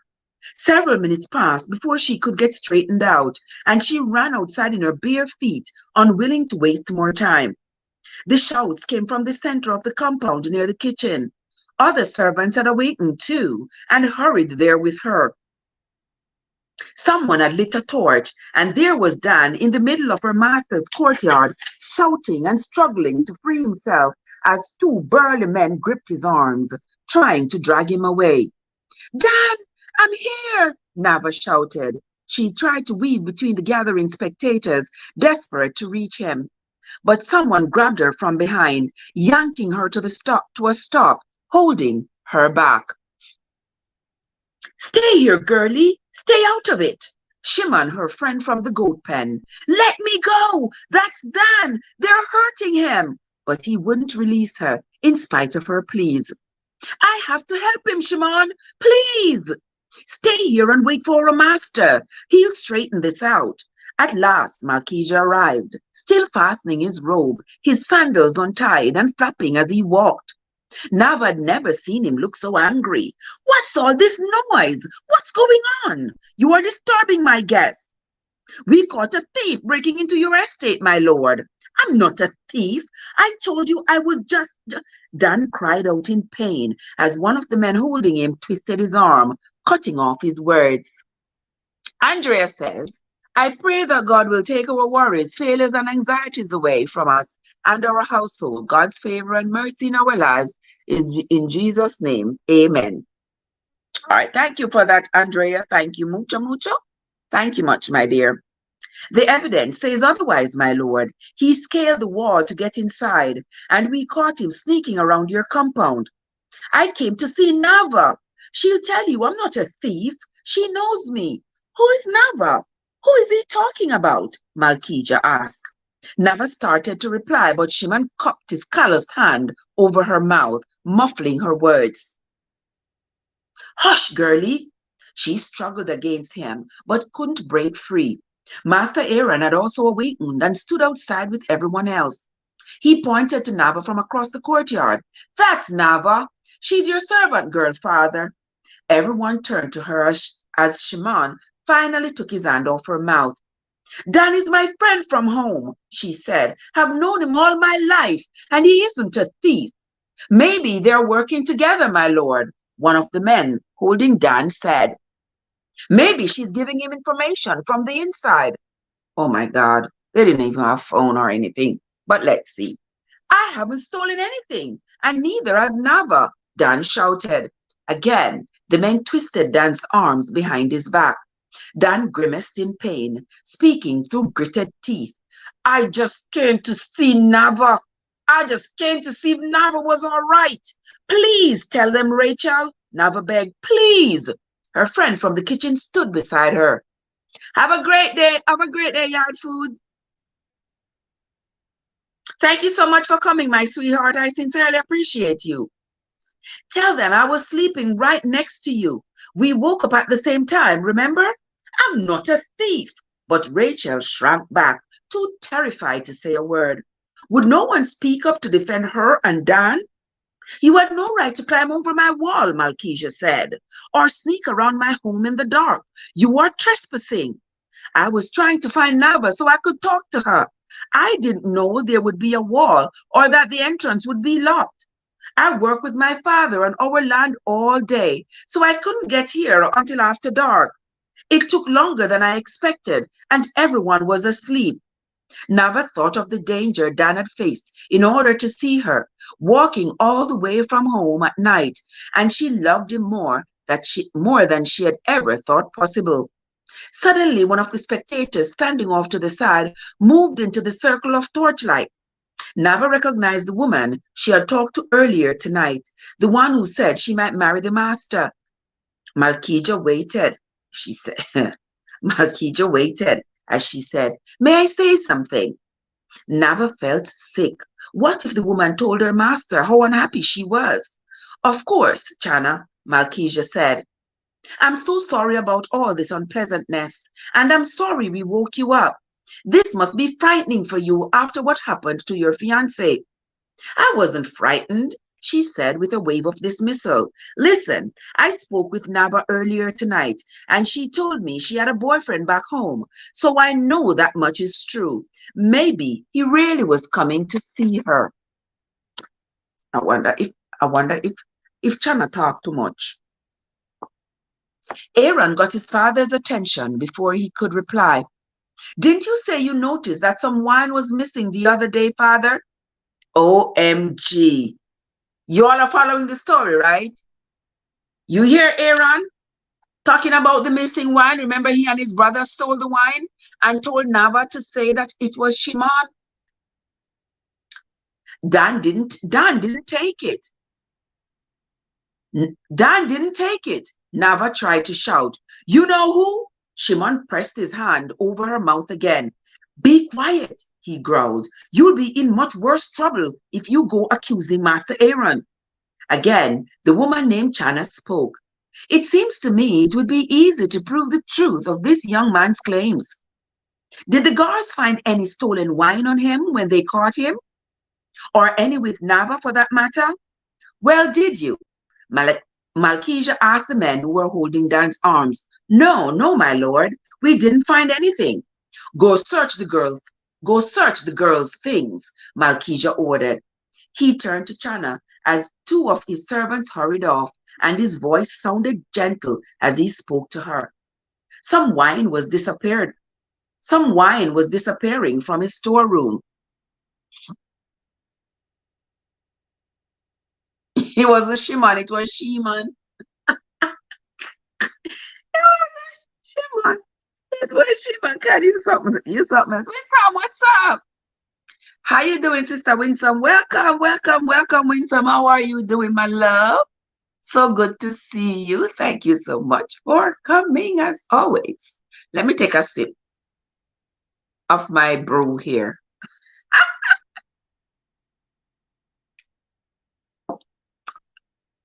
Mama Sita. Okay, let us continue reading. "I was afraid it might be the work of thieves, so I asked my guards to be especially alert." "We have a right to protect our property," Aaron said. He glared at Dan with his chin raised, his arms folded across his chest. Nava had feared Aaron before tonight, but at this moment, she hated him. "What if he's telling the truth?" Chana asked. "What if he isn't a thief?" "He still had no right to break into our home," Aaron said before his father could reply. "He should be punished for trespassing." Now you see why Aaron is so vested into the whole situation, because Aaron has his eyes on Nava. And to discover that the guy who just broke in, trying to see Nava, was Nava's boyfriend, that made Aaron increasingly angry, and he wants revenge. He wouldn't mind them taking Aaron's life and removing Aaron out of that equation, removing Dan out of that equation totally, so that his romantic rival would be out of the picture and he would be free to date Nava. But no, Nava is starting to despise him because he's not a nice guy. Remember he went to the pen and collar goat girl, so rude. You remember that? Oh yes, God. Oh yes, we saw them things they are going long time. Long time them things they are going. "I just wanted to see Nava. That's the truth. And I swear to it," Dan said. Nava could tell by the way he breathed that he was in pain. The men were hurting him. "Can you blame a young man for wanting to see the girl he loves, Malkija?" Chana asked. "I hope you'll show him mercy." Malkija turned to Dan again. His forehead knotted in an angry frown. "Is Nava your wife?" Are you betrothed? We are too poor to marry. Then you have no right to be with her, especially in the middle of the night. Even if you aren't a thief, your own testimony accuses you of wrongdoing. But I love her. She belongs to us now, Aaron said. You hear, Aaron? She belongs to us now, Aaron said, taking a step towards Dan. Forget about her. What do you mean she belongs to you? Chana asked. Isn't what the Torah says, Aaron replied. She's our bond servant. Go back to bed, my dear. Please, Malkijah rested his hand on Chana's back, trying to guide her into the house. We'll talk about this in the morning. I know what the Torah says, Dan shouted. That's why I needed to make sure Nava was all right. The men returned from searching Nava's room before Malkijah could respond. We found nothing, my lord. You can't convince someone without evidence, Chana said. There should be 2 witnesses. All right. There should be 2 witnesses. Please, for my sake, let the young man go free. Nava held his breath as Malkijah took a long moment to decide.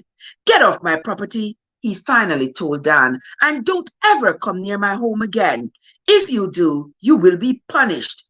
The 2 men dragged Dan to the gate and shoved him through it, slamming and barring it behind him. Now everyone, go back inside and get some sleep, Malkijah said. Shimon turned Nava around and pushed her towards her dormitory. Wait. I want to explain to our master. You heard him, girlie. Back to bed. She tried to resist, but Shimon was very strong for an old man. He left her at the door where Penina stood waiting. Inside the room where Nava and the other women slept looked ransacked. Why won't anyone listen to me, Penina? Why won't they let me explain? You don't explain anything to the master unless he asks. Not a single word. Do you understand? Why is it so wrong to tell the truth? I know who really stole the wine. And Penina grabbed her shoulders and gave her a little shake. You came very close to destroying your family's lives tonight. Do you realize that? And for what? I told you our master will never believe anything bad about his sons. But the woman, our master's guest, she would believe me. Maybe, maybe not. Are you willing to take that chance?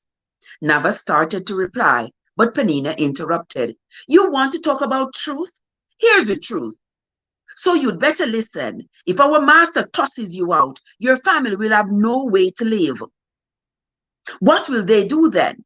Your father will lose his land and they'll starve. That's what will happen. And it will be your fault, yours and that foolish boy who broke in here to see you. Nava knew Penina was right. Go to bed and forget about him. That part of your life is over. OMG. Impossible. Nava never forget Dan. She helped the other women straighten up and arrange the beds, then lay down on her own. Dan had risked his life to come, and now he could never come back. Nava may never see him again, and she didn't know how she could bear it. She finally understood why Rachel didn't go home to see her husband and children. Seeing Dan tonight made the pain of their separation even worse. Yeah, he's probably at work or listening, but he can't say anything. He just gotta keep the phone running. The bitterness she felt towards her masters encircled her heart like a poisonous vine. Nava had tried to weed it out, but tonight it had grown bigger, stronger, watered by her tears. That is the end of chapter 15, my friends. This book is rather interesting. I'm going to read a few more chapters because tomorrow we are going to continue reading the book of Nehemiah in the Bible so that we can, align the two and see how they match up. All right, we're going to continue reading because we are still at Jerusalem. Yeah, we got time. I got time. Got just a few more things to do for the day. I got time to read a little bit more. So we are going to read a little bit more. We have been here before sunrise, and here we are. It is sunrise. It is now 9 o'clock in the morning. 9 o'clock in the morning. And we are helping our brains stay healthy. No, wait, so I'm going to work. I'm going to work tonight. Yeah, tonight. So I have time. Because today is Wednesday, right? Yeah, so tonight. Chapter 16, Jerusalem. Nehemiah sewed the parchment scroll on the table in front of him, placing clay weights in each corner so it would lie flat. He and his aides had drawn this map of Jerusalem the day after they'd inspected the walls. Now that I've surveyed the work, I need you to arrange a meeting for me with the Jewish leaders and nobles, he told them, smoothing the wrinkles beneath his palm. I want to explain my plan to them as soon as possible. The work must begin immediately. We can't waste any time. I'll summon them right away, Governor, Jehonahan said. The young head had proven to be the most competent of the three and most eager to please. Ha! You know why I'm eager to please? Because he wants to know everything. Because he is the mole among them. He's the one who is reporting back to Sanballat and the others about what Nehemiah is doing in Jerusalem. He tried to anticipate Nehemiah's needs and was careful to ask for details. Would you like them to assemble here in the governor's residence? His residence. Nehemiah still felt uncomfortable living here. A smaller space would have been sufficient for him, like the room assigned to him at the king's cupbearer. In fact, all Nehemiah needed was a bedroom and his workspace where he and his three aides could meet. But the servants hired to cook for him and wait on him also needed rooms, he supposed. They had quickly set up living and sleeping quarters for him here and had shown him a list of provisions allocated to him as governor: oxen, sheep, poultry, wine. I don't need all that food, he had told them. I refuse to be distracted by housekeeping details. Keep everything simple and basic. His priority had been to compose this map of the city's walls and gates, then divide the work into smaller, more manageable segments. For those of you who were here yesterday, when we read Nehemiah's chapter 1 to 6, you would have remembered that during that reading, Nehemiah was saying he don't need priestly robes, he don't need all that expensive robe, all those expensive food, governor's food. He said, I don't eat governor's food, I don't wear governor's garments. I wear the clothes like the regular people and I eat the food that the regular people eat. Because here he is, there's no point in you being the leader. The people around you who you serve are suffering. And you are living this opulent lifestyle. It's not fair, but we see it around us all the time. But Nehemiah, the type of leader that he was determined that now I do not need all of this.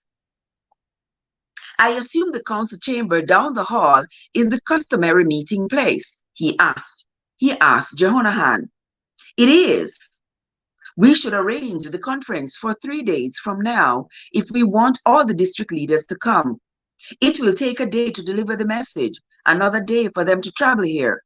They may be busy working their land, my lord, Levi said.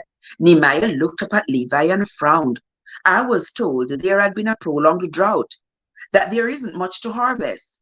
That's true, my lord, but some of the wealthiest landowners weren't as badly affected as the small farmers. What should we tell the nobles if they ask the purpose of the meeting? Jehonahan asked. Yeah, you know they're going to ask him because he is the spy for Sanballat and the others. So he's going to run and tell them either way.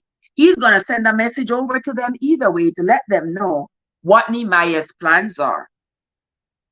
Tell them they'll find out when they get here.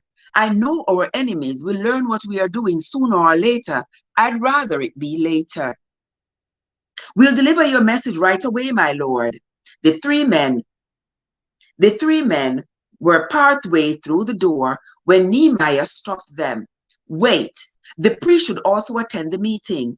Inform the high priest for me and tell him to make sure as many Levites and priests as possible are in attendance. I'm sure they'll want to join in the work, especially when they learn that I plan to repair and fortify the walls of the temple citadel as well. All right. So I think the Levites, the Levites are the descendants of Levi from the tribe of Israel, the tribe of the children of Israel. They're kind of always given the job of caring for the church and everything else that's in the church. So I guess that's why he wants them to be there. Because if you remember when we read in the book of Exodus, that was always the job appointed to the Levites. Like, they weren't given much from the distribution of land and all, and duties. Their duties was to take care of the temple, the tabernacle.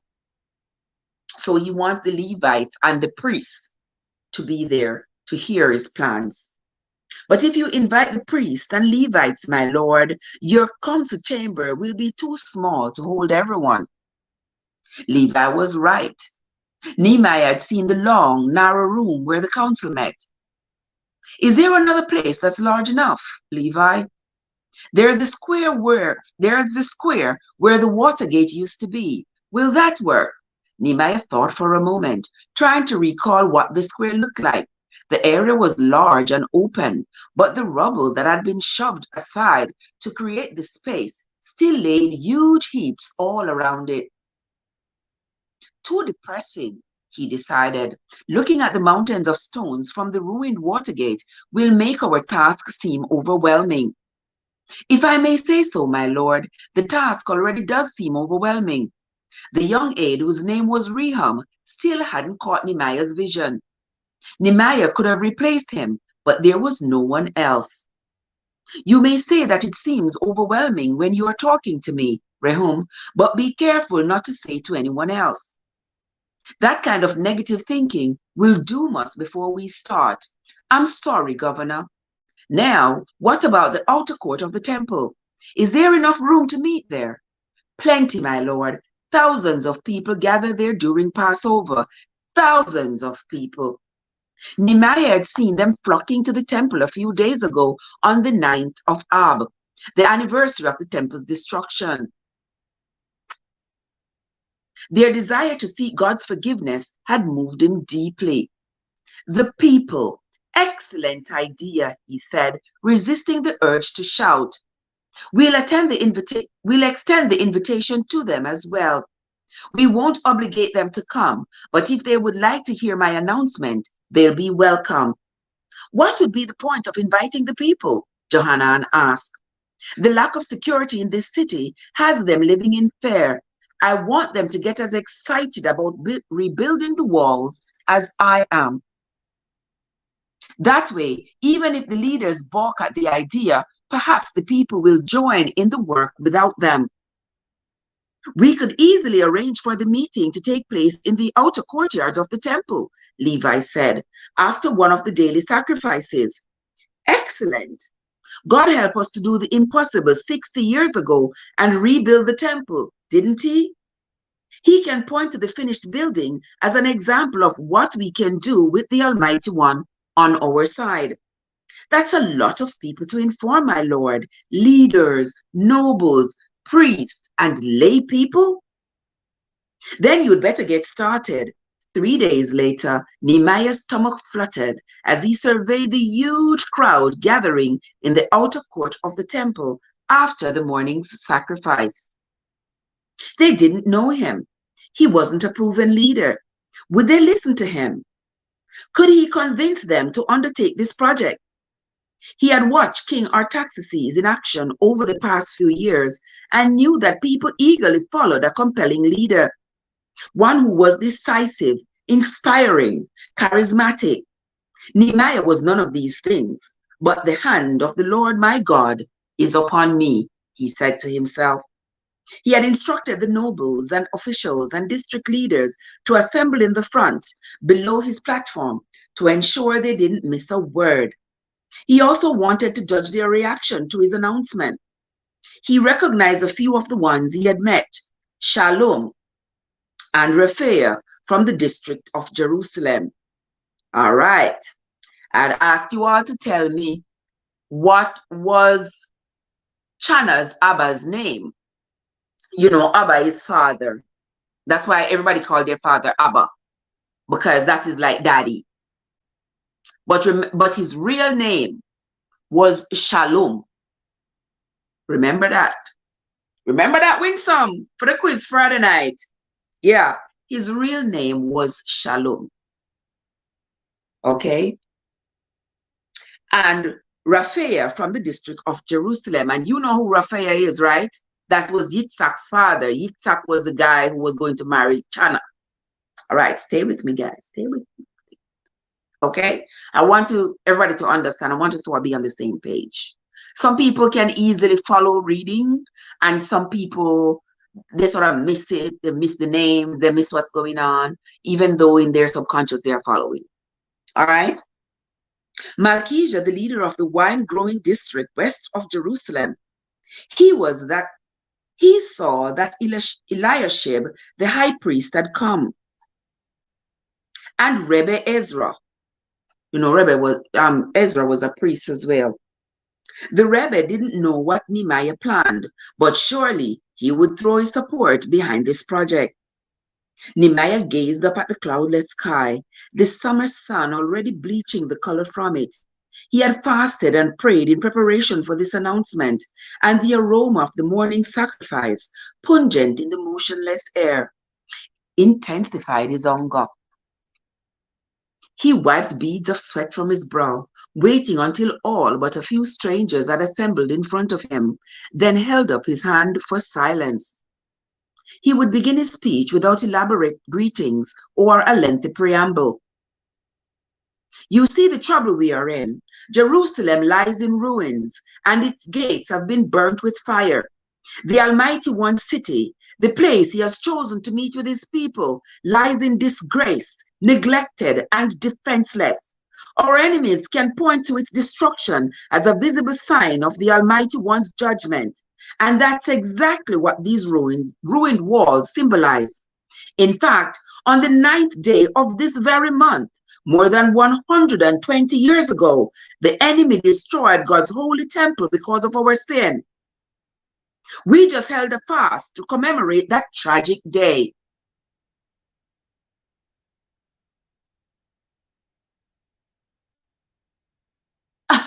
Me I go copy from card, me I go beside her. You make sure I see a copy of the card book. Jojo, what's up? God said, God does not call the qualified, he qualifies the called. Oh, that is so sweet. Look at you, Miss Wordy. Look at you. Andrea said he had distinguished good qualities of spokesmanship. There you go. Y'all are so wordy this morning. What's going on? I love it. I love it. But now, God has brought us back to our land. He has forgiven our sins, restored us. The city of Jerusalem should serve as a testimony to his goodness and grace, not his judgment. Nehemiah paused dramatically, aware that he had their full attention. Come, let us rebuild the walls of Jerusalem, and we will no longer be in disgrace. Let us rebuild it so the nations will know that our God is with us. A murmur of excited voices swept through the crowd. He waited until it died down. I know beyond a shadow of a doubt that the gracious hand of God is upon me, and that he will help us accomplish this task. He already answered my prayers and provided an opportunity for me to speak to the Persian emperor about this city. And God gave me favor in the king's sight, so he would grant my petition. King Artaxerxes even provided letters of authorization to show to the governors of our neighboring provinces who might try to stop us. He gave me another letter for Asaph, keeper of the king's forests, who will provide timber for the beam and the gates. All of these things testify to the fact that the Holy One is with us, answering our prayers and working on our behalf. There is nothing to stop us from rebuilding the wall. Again, a wave of excitement rippled through the audience. The voice is louder this time, but some of the leaders seemed unconvinced. He gestured to the high priest standing in front of him. Do you have a question, Eliashib? Winsome, don't forget the name of the high priest, Eliashib. Don't forget, Winsome. Joe says in the bush listening. That's all right, as long as you're listening. Winsome say, Joe, mind you get bite. Careful. Don't forget the name of the high priest now, guys. His name is Eliashib. Rebuilding the temple was a huge undertaking that took several years. How many years do you expect it to take to complete the wall? I expect to finish it in a matter of months, not years. I have a plan. Come now, Governor, a council member named Meshullam interrupted. You can possibly gather everything you need in a matter of months. Laborers, tools, supplies, equipment, scaffolding. Surely it will take at least a year, if not more, to rebuild a wall that's several miles long. This is almost the border wall between Mexico and America. Build that wall. Build that wall. Sure, cut it out. Anywho, let us continue. We don't have a year. Our enemies have tried repeatedly to stop our building efforts in the past, and we can't allow that to happen again.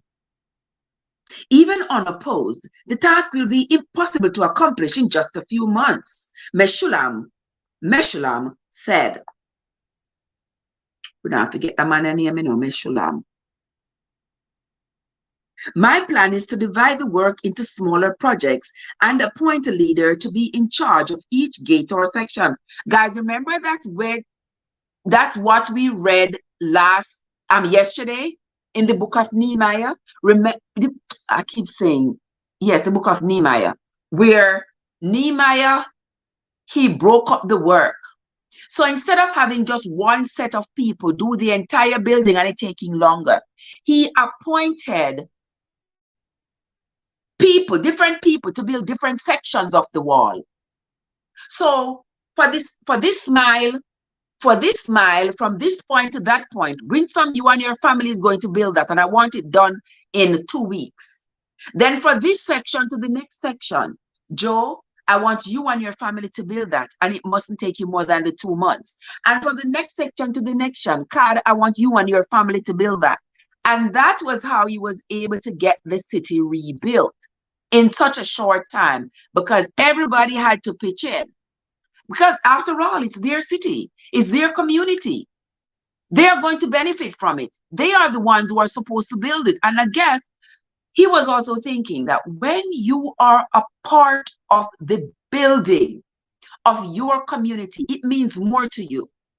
So the people will not see themselves as outsiders. They will not see themselves as separate from the city. They will see themselves as a part of the community. They help to build it. So it is important for them to be a part of its preservation. Different people were responsible for building different things. Exactly. Yes, God. Just like that. Winsome said, Trevor, I was watching it yesterday. I didn't hear her talk about it. You really don't want your house to get stoned. No, Winsome. I don't talk about it, sister. Because you see how the people them coming out. The man make over $10 million already, you know, and I just from donations. People keep donating. Me not talk about it. I made them stand one side. Stay one side, Sister Winsome, and just look on. Well, now go get me on a passa, you know. Okay. Because I mean, when they hear from North Carolina, I mean, I have nobody to come defend me. So, so better no bother with it. All right, let us continue. Let me stop just now.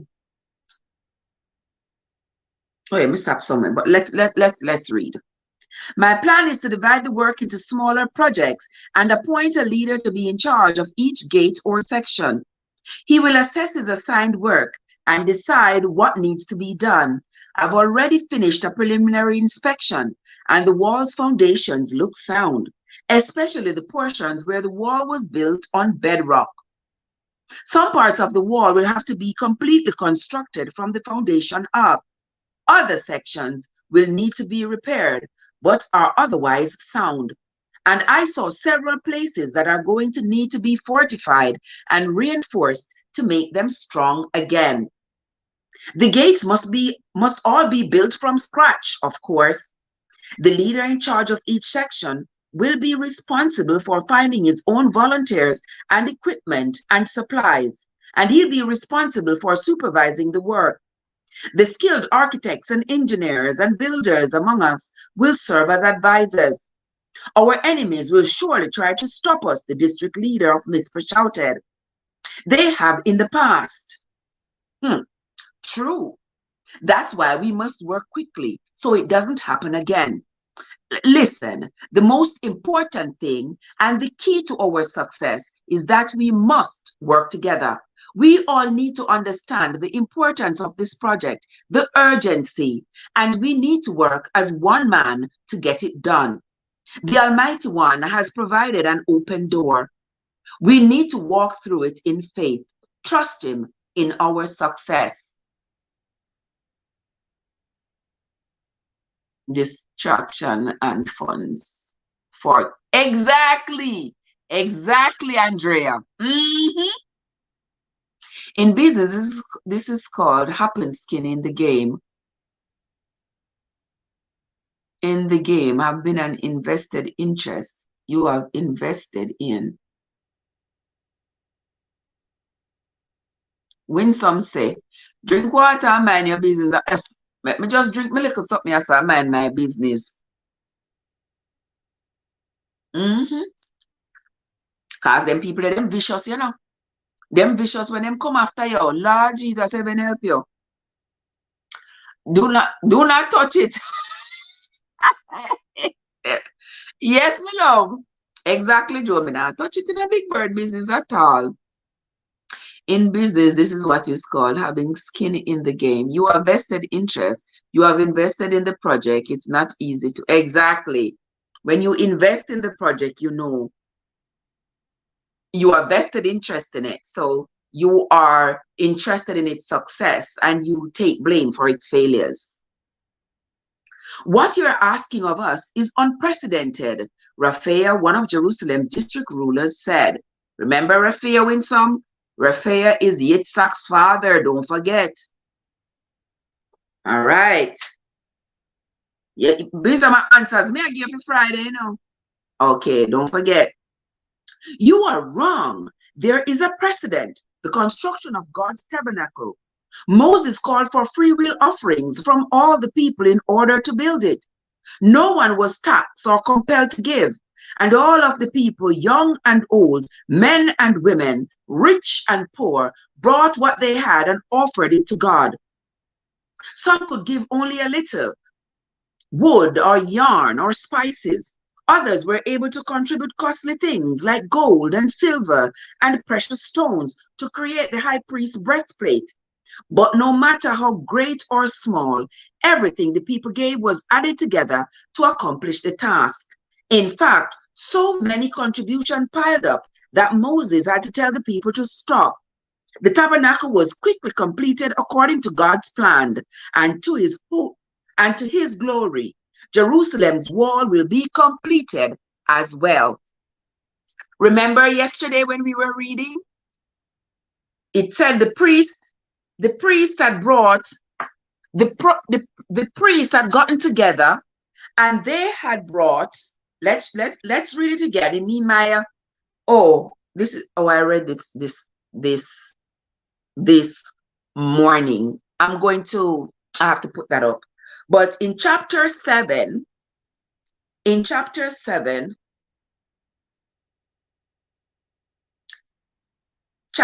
verse 71, it said, verse 70, let's go to verse 70. And some of the chief of the fathers gave unto the work. The Tershata gave to the treasure 1,000 drams of gold, 50 basins, 530 priest garments. And some of the chief of the fathers gave to the treasurer of the work 20,000 drams of gold and 2,200 pounds of silver. And that which the rest of the people gave was 20,000 drams of gold and 2,000 pounds of silver and 67 priest garments. So you see, the people were all pitching in. The priestly people, those who were rich, those who had stuff, and then the common man were pooling together for the building, the rebuilding of the city of Jerusalem. This reminds me of the old time days in the country areas when crops is ready and reaping. Exactly, Andrea. Exactly. Old time days, that's how people work together as a community. Like we said, like them would have said, like today is planting day for Master John. Like today is the preparation day for Master John land. And everybody would go down and prepare Master John's land. Help him prepare the whole land. And then they would have go over Master Joe and they prepare Master Joe land, everybody together, working together. And so they would go everybody's land. And by the time, say, a month was over, everybody's land was prepared. And then they started their planting. All right, we're going to go today, everybody going to plant Master John's land. They go plant that land. They go, when it's reaping time, everybody help reap. It was just like when houses were being built back in the day. Back in the day when houses were being built, people come, everybody in the community, you know, you have a Sunday daytime, everybody come together. And the masons and the carpenters and the plumbers and whoever else just come together and build the house. Everybody carry block, carry cement, and one big pot of food is on the fire and everybody eat and laugh and make joke. And community, camaraderie. Nowadays, it's diamond to thyself and the Lord for all of us. Nobody if you ask somebody if you just pick up one stick for you, them want payment. Nobody is doing anything for anybody. For quote unquote free. Everybody got to get paid out of pocket. Got to get paid with money. Them things don't go on anymore where people are helping each other out of the goodness of their heart and understanding that we all, no man is an island, no man stand alone. We are all one. Nobody ain't doing those things no more. Everything. You better find the money and pay. Once upon a time, when somebody died, I remember as a little girl growing up, in my community, when somebody passed away, families never had to worry about who go and dig the grave or how the casket is going to be built. The carpenters in the community would get together and build a casket. Somebody have a piece of cedar underneath their cellar. Somebody else have one next piece of cedar, and them come together and then put it together, bang, bang, bang, and then build up the casket. And somebody say, all right, we can spray it. And then use whatever the tree name what them use and dye the wood and make it look good. And then they get together and they dig the grave. And when funeral day come, funeral happen, they put the casket down and the same men cover up the grave and sing and everybody gone about business. But nowadays, me hear people ask them to have money for people dig grave. For grave get dig. I mean, I say, wow, what have we come to as a people? Where are we as a people? My God. Not even for dig a grave. The last place you're going to put somebody if you go live. And not even that. People are willing to extend the hand. The old days were the best days and they're gone. They are gone. I mean, I think they might come back as them a generation of vipers that's coming up nowadays. It now go happen. It now go happen. But let us continue. And when we stop, let me read right here so again. Now you have to pay to do the whole and everything when you're doing it at home. When you're exactly when some you have to pay to do everything. Everything. You are wrong. There is a precedent. The construction of God's tabernacle. Moses called for free will offerings from all the people in order to build it. No one was taxed or compelled to give, and all of the people, young and old, men and women, rich and poor, brought what they had and offered it to God. Some could give only a little wood or yarn or spices. Others were able to contribute costly things like gold and silver and precious stones to create the high priest's breastplate. But no matter how great or small, everything the people gave was added together to accomplish the task. In fact, so many contributions piled up that Moses had to tell the people to stop. Remember we read that? And Moses had to tell them, no, bring no more, no, bring no more, no, bring too much. And I think that was in what, Leviticus? Yes, I think that was in Leviticus. The tabernacle was quickly completed according to God's plan and to his glory. Jerusalem's wall will be completed as well. Nehemiah sensed his audience growing excitement. The people would support him. He was certain of it. But there was one more thing they needed to know. Jerusalem's wall is real, but it's also symbolic, he said. In a way, we destroy the wall ourselves by relying on idols instead of on God. We destroyed it by desecrating his Sabbaths, by ignoring the laws he gave us, laws that teach us how to live. These ruins are a picture of what we did to our relationship with the Almighty One. We demolished it. Now it's time to rebuild what our sins have destroyed. It's time to repair the foundations of our faith and renew our covenant with God, to restore his laws and precepts and live by them. Rebuilding this physical wall won't do us any good unless we also rebuild our lives with the Almighty One at the center. He paused to wipe a runner of sweat trickling down his face. God sees us as one people, the children of Abraham. He sent us into exile together, and he also brought us out together. Let's forget our past grudges and the differences that divide us, rich and poor, nobles and farmers, priests and people, and work together as one, as his chosen people. This good work of rebuilding the wall is what I came here from Susa to do, and it will get done. So help me God. Are you all with me?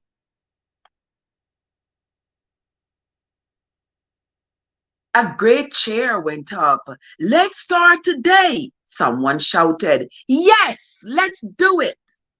Nehemiah waited until the shouter died down. He couldn't help smiling. I hope you would say that. How do we begin? Shalom, one of Jerusalem's district leaders, asked. You remember who is Shalom? You remember who is Shalom, right? Chana's father.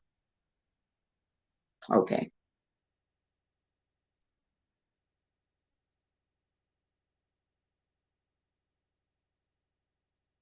Nehemiah signaled to his aides to hold up the map. Have drawn up this map of the city. The next step is for leaders and volunteers to come forward and each claim a section to repair next to your house or your workplace or wherever you choose.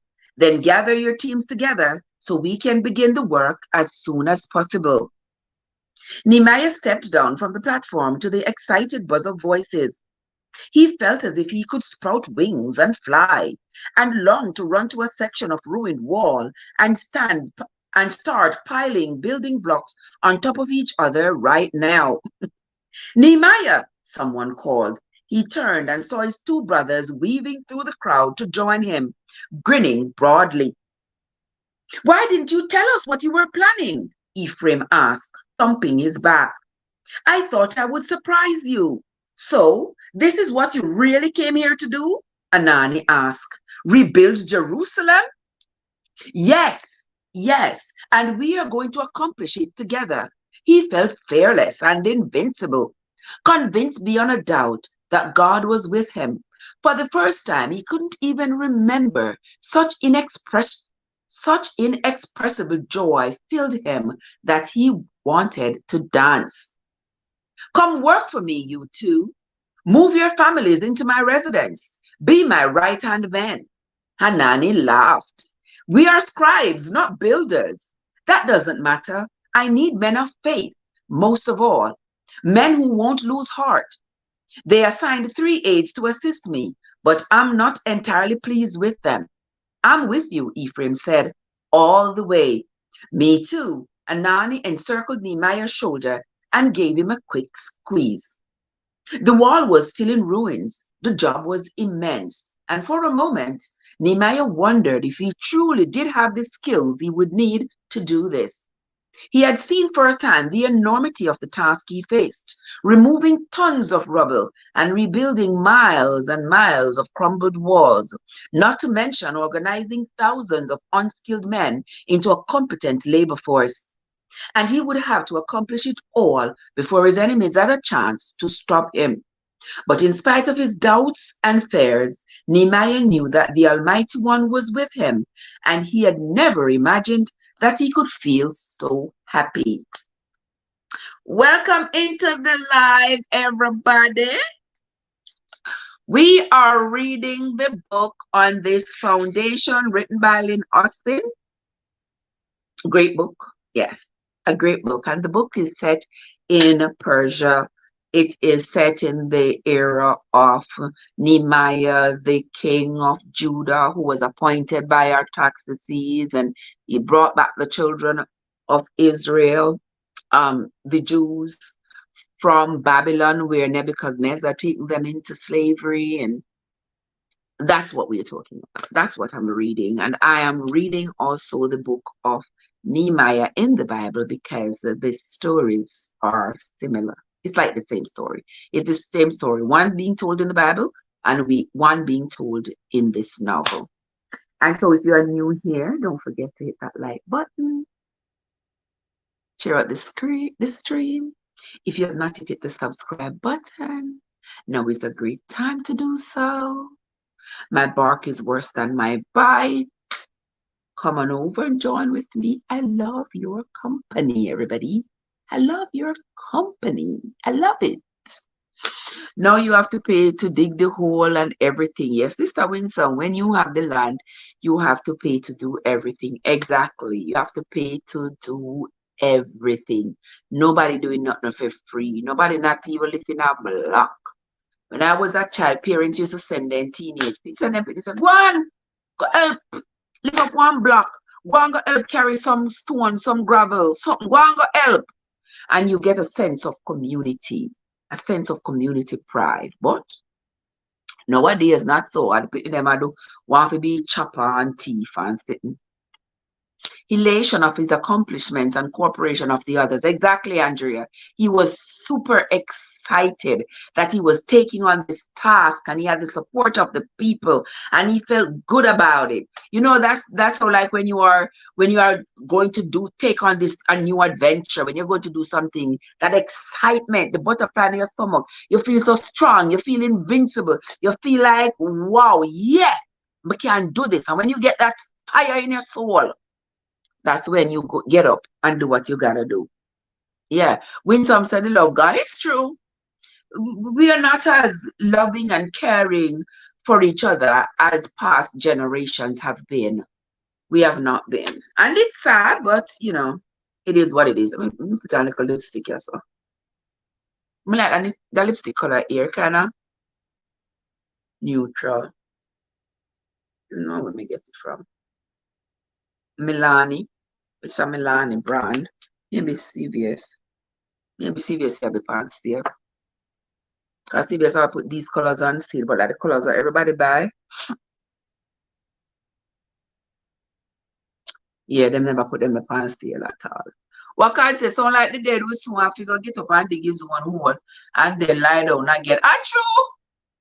It's true. It all right, Andrea. Thank you, baby. Thank you so much, my love. Thank you, my darling. Okay. Yeah. It not too red and it not too, yeah, it just the right color. Let me see what color what name. Oh, it name Matte Tender by Milani. Okay. Anywho, your cat. It's something not easy, you know. Cat is really something else. So we have finished reading part one. We have finished reading part one of the book.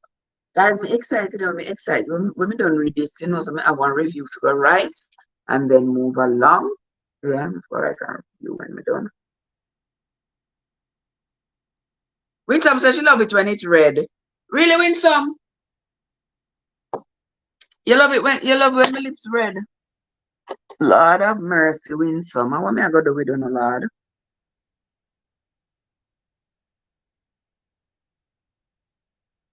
Like that. I'm always the pleaser. Always here to please. Okay, we are on to part two. I don't know why we're going to part two. All right, I'm going to just touch a little hint. And the reason why I'm going to touch a hint of part two, Jesus help my soul. Guys, I want y'all to stay with me. I don't know why I'm going to touch part two.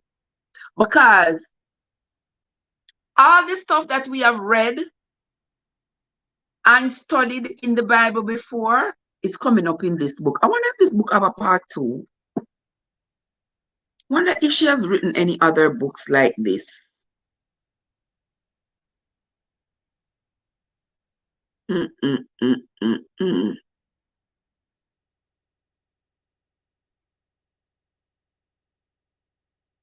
I wonder.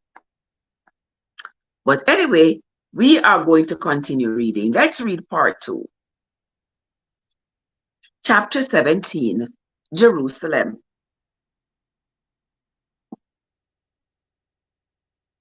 Yes, tell them, Andrea.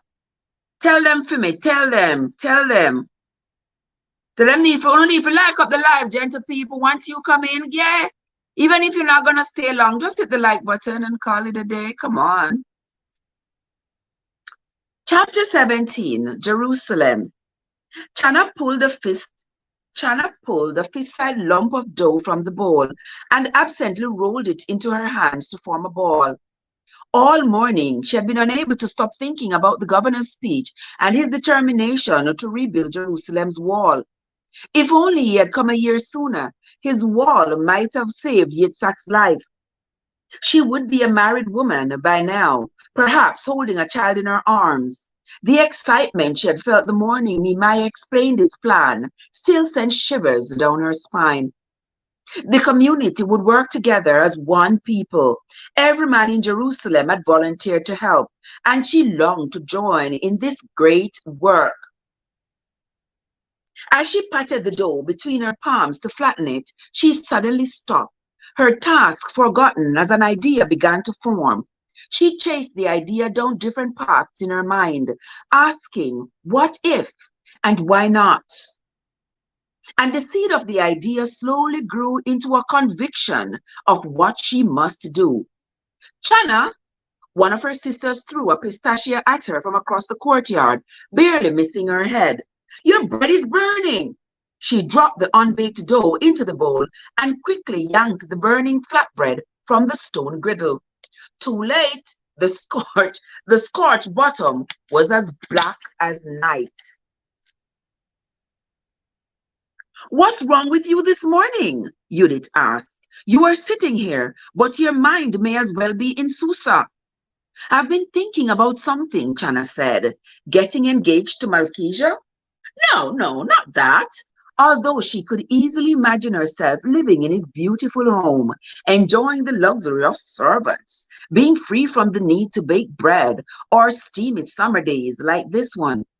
She retrieved the new round of flattened dough and laid it on the hot stone, determined to watch it this time. Kenzie, what's up? How you doing? Welcome, Kenzie. What's up? How you doing? Kenzie, you just wake up. Because I know I'm like a few hours ahead of you. Am I not? What a story. This sounds like history. Yes, yes, it is. Because the story is set in Persia, in Judah. And it is the same story that is in the Bible, in the book of Nehemiah. So yes, it is. But this person has turned it into a novel. She retrieved the new round of flattened dough and laid it on the hot stone, determined to watch it this time. I'll tell you what my idea is, but you have to promise you won't laugh. And you can't tell Abba about it either until I'm ready to tell him. Promise? This sounds intriguing, Judith said. She and Sarah left their work and hurried over to where Chana crouched beside the earth. We promise. I've been thinking about the speech that our new governor gave the other day and about his plan to rebuild the wall. That was so inspiring, wasn't it? Sarah said. I never heard such a fine speech in my whole life. It was, Chana admitted. I wasn't expecting to be impressed by Governor Nehemiah, but I have to admit that I was. He acted so cold the night he had come to dinner, but his speech was very impassioned and inspiring. I think he galvanized our people like no other leader has since Moses. Every man in Jerusalem is ready to sign up to help, Judith said. So what's your idea? Sarah asked. I'm going to ask Abba to let me help him rebuild his section of the wall. What? Judith looked at her as if she was crazy. Sarah's mouth fell open in surprise. Abba is overseeing the section between the Tower of Ovens and the Valley Gate, and it's up to him to recruit volunteers. I'm going to be a volunteer. You have come up with some crazy ideas, Judith said, but building a wall? That's outrageous, even for you. Why? I think it makes perfect sense. All the young men in the city signed up to help their fathers, but Abba doesn't have any sons to help. I want to show my support and do my part. You mean actually work? Judith asked. Lifting stones and building a wall? Yes, that's exactly what I mean. Listen, when Governor Nehemiah gave the example of the tabernacle, he said that everyone contributed, men and women, young people and old people. Why shouldn't women take part in this project as well? Maybe you are right, Judith said. I think it would be wonderful to work together as one people, the way the governor described it. Then I want to help too, Sarah said, but I don't think Abba will ever let us do it. Chana sighed as she turned the round of bread over to bake on the other side. That's what worries me too, but I'm going to tell him that there's a precedent for it in the Torah. We'll be just like Zelophehad's daughter. Where is Kad? We'll be just like Zelophehad's daughters. Kad? Guys, those of you who have been following me read the Bible, do you remember who Zelophehad was? Do anybody who remember who was Zelophehad in what we have read before, especially people who have been here since we started reading the book of Genesis? If you remember who was Zelophehad, say it in the chat. I'm not even going to continue reading until somebody says it in the chat. I'm going to give you a little bit of hint. Do you all remember when we talked about how women had led the charge for a lot of changes in Moses' laws? All right, we're getting closer. We talked about how when a man had only daughters, the daughters were not given an inheritance. Whatever the man left when he died, it was given to his brethren. If he didn't have brethren, it was given to his tribe. You remember that? But inheritance were only given to boys because the boys were expected to go choose a wife, and they should have something to give to their wife. They must have land so they can build a house for their wives and children. And so they were the inheritors.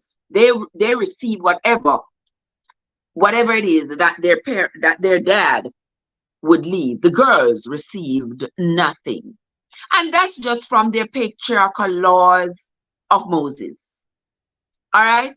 Does anybody remember who was Zelophehad in the story? In the story we read in, I think it was Exodus. In Exodus or Leviticus, somewhere there. Nobody remembers? So I must tell you all again. Where is God? Andrea says, many hands make light work. Exactly. Many hands do make light work. And them don't mean light as the switch. It makes the work lighter. Yes, God, you remember? The daughters of Zelophehad. Zelophehad had 5 daughters, right? He had 5 daughters. He had no sons. And when he passed away, everything that he had, per the law, everything he had was supposed to go to a son, his sons. He didn't have any sons. All he had was 5 daughters. And so the law said his possessions were supposed to be divided among his brethren. And then the daughters thought about it together and they were like, but we are humans too. Why can't we own anything? We can own stuff too. What's the big deal? And it's our father's land. It's our father's possession. And if we are who he has, why can't we get it? And so they discussed it among themselves and they went to Moses. Yes, to find out why can't the law be changed? And Moses thought about it and he spoke about it with Aaron and the others and the other high priests and noblemen. And they agreed and they said, well, yes, they are fair. That would be fair to give his children the land. Because, of course, yes, his daughters might end up marrying. They're going to have boys. They're going to have children. They'll have something to pass down. Hey, the man that has no sons for an inheritance, but he had exactly, God, exactly. Andrea said law revision. That's what it was. That's what it was. So Moses had to revise that law to accommodate the concern that Zelophehad's daughters had, because their concern was valid. And that's all. Remember, like, even in our modern society, there were lots of things that women were not allowed to do. Women had to fight tooth and nail for the right to vote, the right to leave the house and work, the right to even be the CEO of a company. Women have always had to struggle because our modern day laws are based on the patriarchal ancient laws that Moses had written for the children of Israel. Yeah. And so we have had to have had a lot of modifications. And we are going to see modifications year after year until the day we die. Generations to come, there's always going to be modifications. Because when somebody is impassioned enough about their plight, they're going to bring it to the forefront and force the leaders to rewrite the laws to include their concerns. All right. Winsome say, yes, I remember. Oh, yes, yes, Winsome. Respect for the true fighters for women rights. Exactly. Exactly, Andrea. Those sisters, Zelophehad's 5 daughters were the the original, based on the Bible. Yes, the original female fighters, female freedom fighters. Yes, they were the original ones. Let us continue. She said, that's what worries me too. But I'm going to tell him that there's a precedent for it in the Torah. We'll be just like Zelophehad's daughters. Like who? I'll explain it later. Abba will be here any minute, and I don't want him to overhear us. I'll tell him my idea after we eat. When he is sure to be in a good mood, you have to keep quiet until then. Their father arrived home from the evening sacrifice a few minutes later, and Judith rushed to greet him with a cup of cold water. Sarah offered a basin of water to rinse his feet. They gave him extra portions of dinner and filled his wine cup a second time. Chana's sister treated him so royally that she worried he would become suspicious. At last, he pulled away his plate and leaned back in his chair with a look of contentment. You girls seem especially happy tonight, he said. Even you, Chana. I am Abba. She was about to begin the speech she had planned when he said, good. Then may then may I discuss something with you? She was thrown off balance for a moment, but replied, certainly, Abba. Would you two girls give me a moment alone, please? He asked Judith and Sarah. They went into the house, but Chana knew they would listen to every word. A little nosy sisters. They're going to be listening to everything. Malkija asked me about a betrothal today. He wants to sign a ketubah.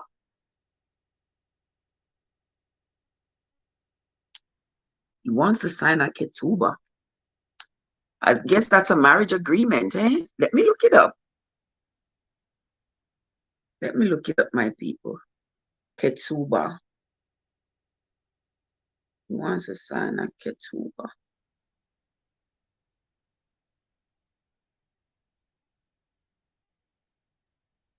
Oh, yes, that's what it is. Okay.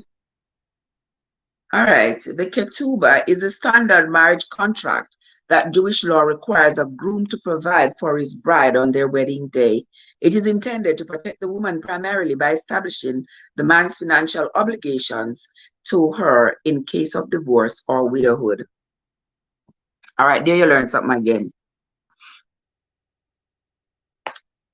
Malkija asked me about a betrothal today. He wants to sign a ketubah. What do you say, my angel? I need a little more time. Chana, he has been very patient with you, but it isn't fair to ask him to wait any longer. If you aren't interested, then it's time to set him free so he can look elsewhere for a wife. Abba was right. She had no reason to delay any longer. She admired Malkija and believed she could be content with him. She would be useful in his household. The night she had visited his estate, she had seen that he needed a wife, someone to speak on behalf of his servants and remind him to show mercy, and leaving Jerusalem would mean leaving the painful reminders of the past. Maybe she would find healing in the beautiful hills of Beth Hakerem. Maybe even joy. Maybe the Almighty One would bless her with a child someday. I will agree to a betrothal, Abba. Wonderful. That's wonderful news, my angel. You won't be sorry. But not yet. There's something I need to do first, and I'm afraid Malkija won't allow it once we are betrothed. What is it? I want to help you rebuild the wall. Help me? What do you mean? I heard the governor's speech, Abba. He's right. Our city is in disgrace. I want to help you repair your section of the wall. I want to rebuild right alongside you. Judith and Sarah do too. Abba laughed, but it was a nervous laugh. without mirth. Is this a joke, my angel? No. All the other leaders have sons to work beside them, and we want to work with you. Be sensible, Chana. Be sensible. How can I allow such a thing? I'm a leader. All the more reason for you to let us do it. You set an example. How can men refuse to work when the leader of the half district of Jerusalem has 3 daughters who are doing their part? It will put them all to shame. I fear that I am the one who will be put to shame, along with the 3 of you. Rebuilding the wall is a man's job. It most certainly isn't something for women to do. What about the daughters of Zelophehad? Remember the story? Zelophehad didn't have any sons, so Moses agreed that his daughters could inherit his portion of land. We are like sons to you, and we want to have a share of what all the people are doing. I don't think it's the same thing, Chana. Desperation make him reveal his deepest motive.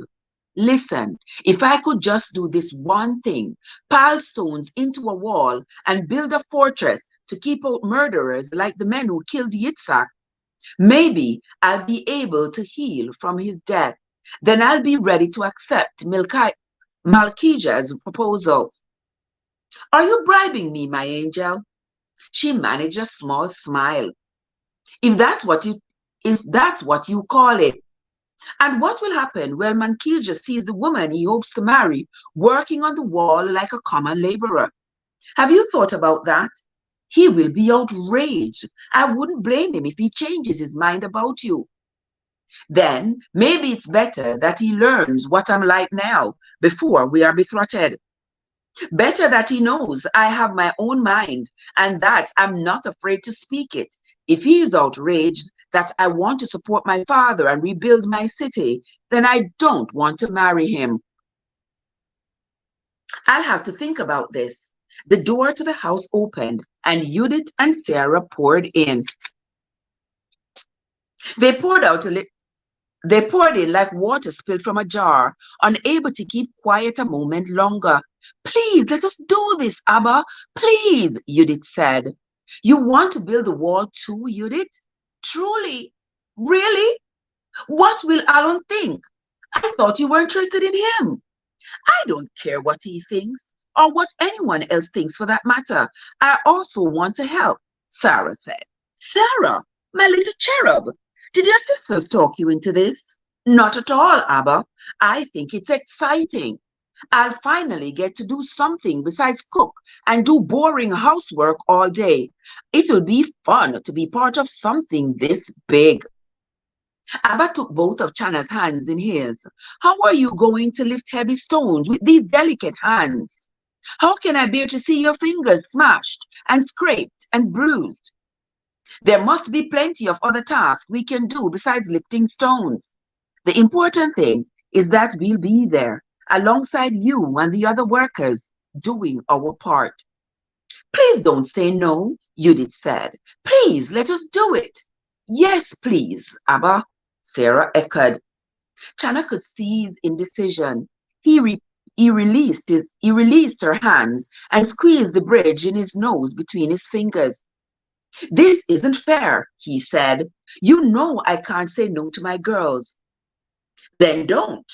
Just say yes instead.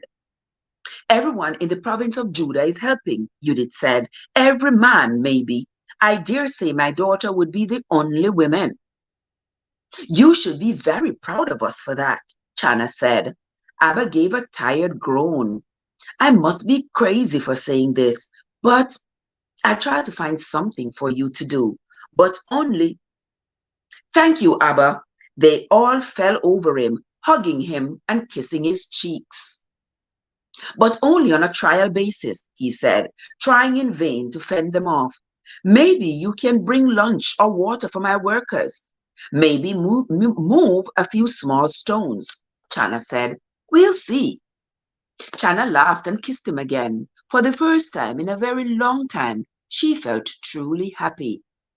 Now, what about Malkijah? He asked when they finally finished hugging him. Can I give him an answer about your betrothal? Are you ready for me to arrange a ketubah? I guess you and Malkesia can arrange a ketubah as long as our engagement isn't officially until after we help rebuild the wall. But Chana couldn't help but feel a tiny shiver of misgiving at the finality of the decision.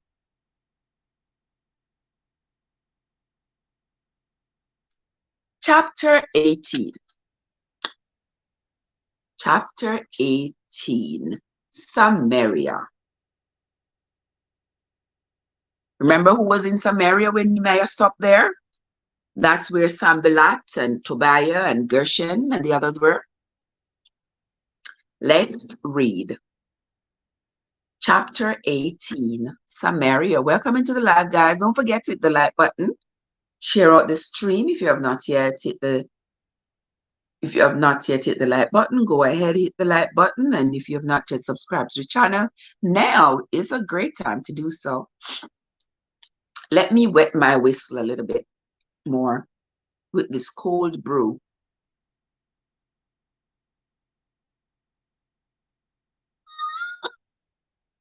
Sour. Ooh, Father Jesus. Chapter 18.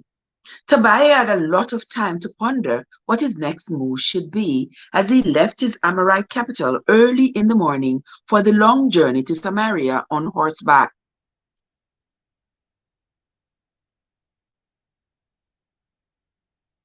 His new enemy, Nehemiah, had proven to be more dangerous than Tobiah had even imagined. In a single act of political genius, Judah's new governor had proposed to rebuild Jerusalem's wall, igniting flames of patriotism and religious fervor and unity in the population. The long drought made fording the Jordan River easier than usual, and as Tobiah crossed into Judea territory, his anger burned as hot as the summer sun. His territory should be his, not Nehemiah's. He had invested years of hard work, currying favor among the Judean leaders and priests, laboring to help solve Judah's many economic and security problems. His goal was to forge an alliance between Judah and Ammon, with himself as the leader. But he was no longer the savior they had been waiting for. Nehemiah was. Tobiah knew he needed help in ridding the province of this new threat. His allies, Sanballat and Geshem, must have heard the news by now that Nehemiah was fortifying Jerusalem. If not, Tobiah needed to warn them. Afterwards, on the way home, Tobiah would make a secret visit to Jerusalem to speak with the powerful noblemen he knew on the council and among the priests. Surely not everyone in Judah welcomed their new governor and his ambitions with open arms. The heat had nearly exhausted Tobiah and his small retinue of men by the time they reached Sanballat's hilltop palace in Samaria. But Tobiah didn't waste any time before conferring with his allies. "Why the urgent meeting to meet with Gershom and me?" Sanballat asked after his servants had closed the door on their private meeting. "I assume this must be very serious to summon us to a second visit so soon after the first." Hold on, let me stop this. This sounds like a marriage arrangement rather than an actual courtship of the two. Exactly, Andrea. It is indeed. It is. That's how they do in their culture. It is an arrangement. Or Abba wants her to marry Malkesia, and he's the one who is pushing it because he's talking to Malkesia behind Chana's back and making arrangement. That's why Malkesia believed that he already was in a relationship with Chana when Chana had no clue, because she had not said yes to her father until now. "I assume this must be very serious to summon us to a second visit so soon after the first." The Samaritan leader's face looked flushed and overheated in spite of the servants who continually fanned him with palm branches. Tobiah wondered if his news would give the heavy man a fit of apoplexy. How about that? Let me look that up. We never see that word there yet. I don't know if that was the old word for seizure, but let's see. We will learn together. Apoplexy? I never seen that word before. Apoplexy.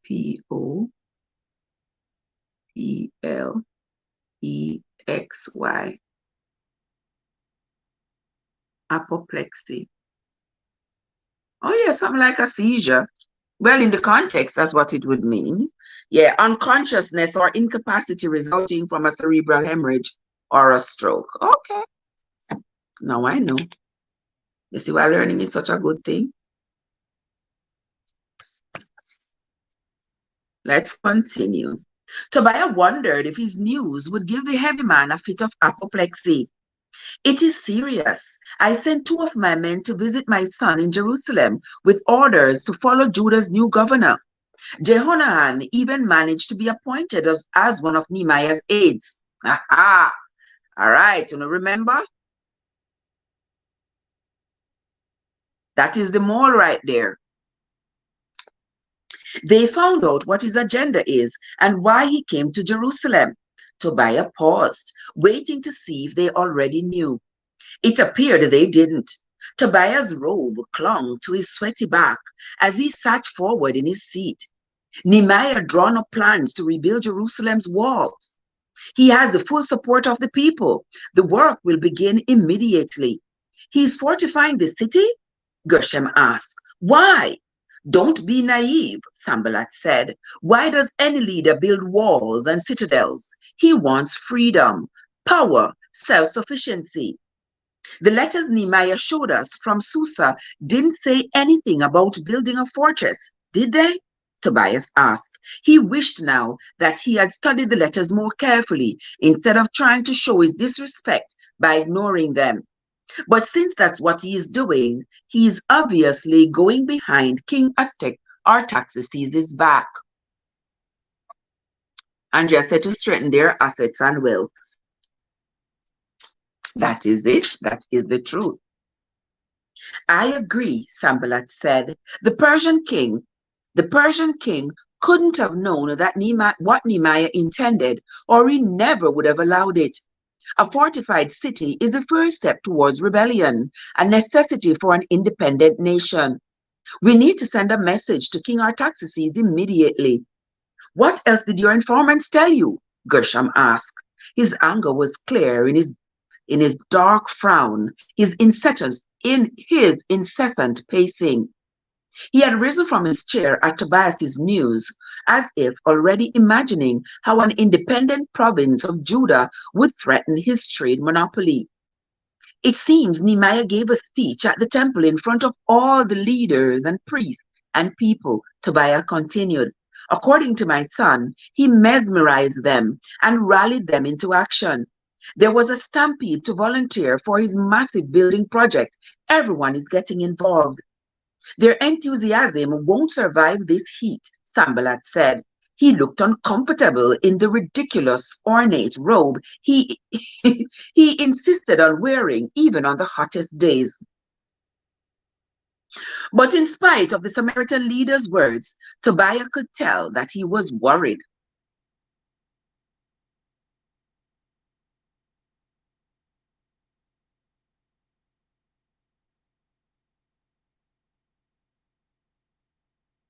Both men were.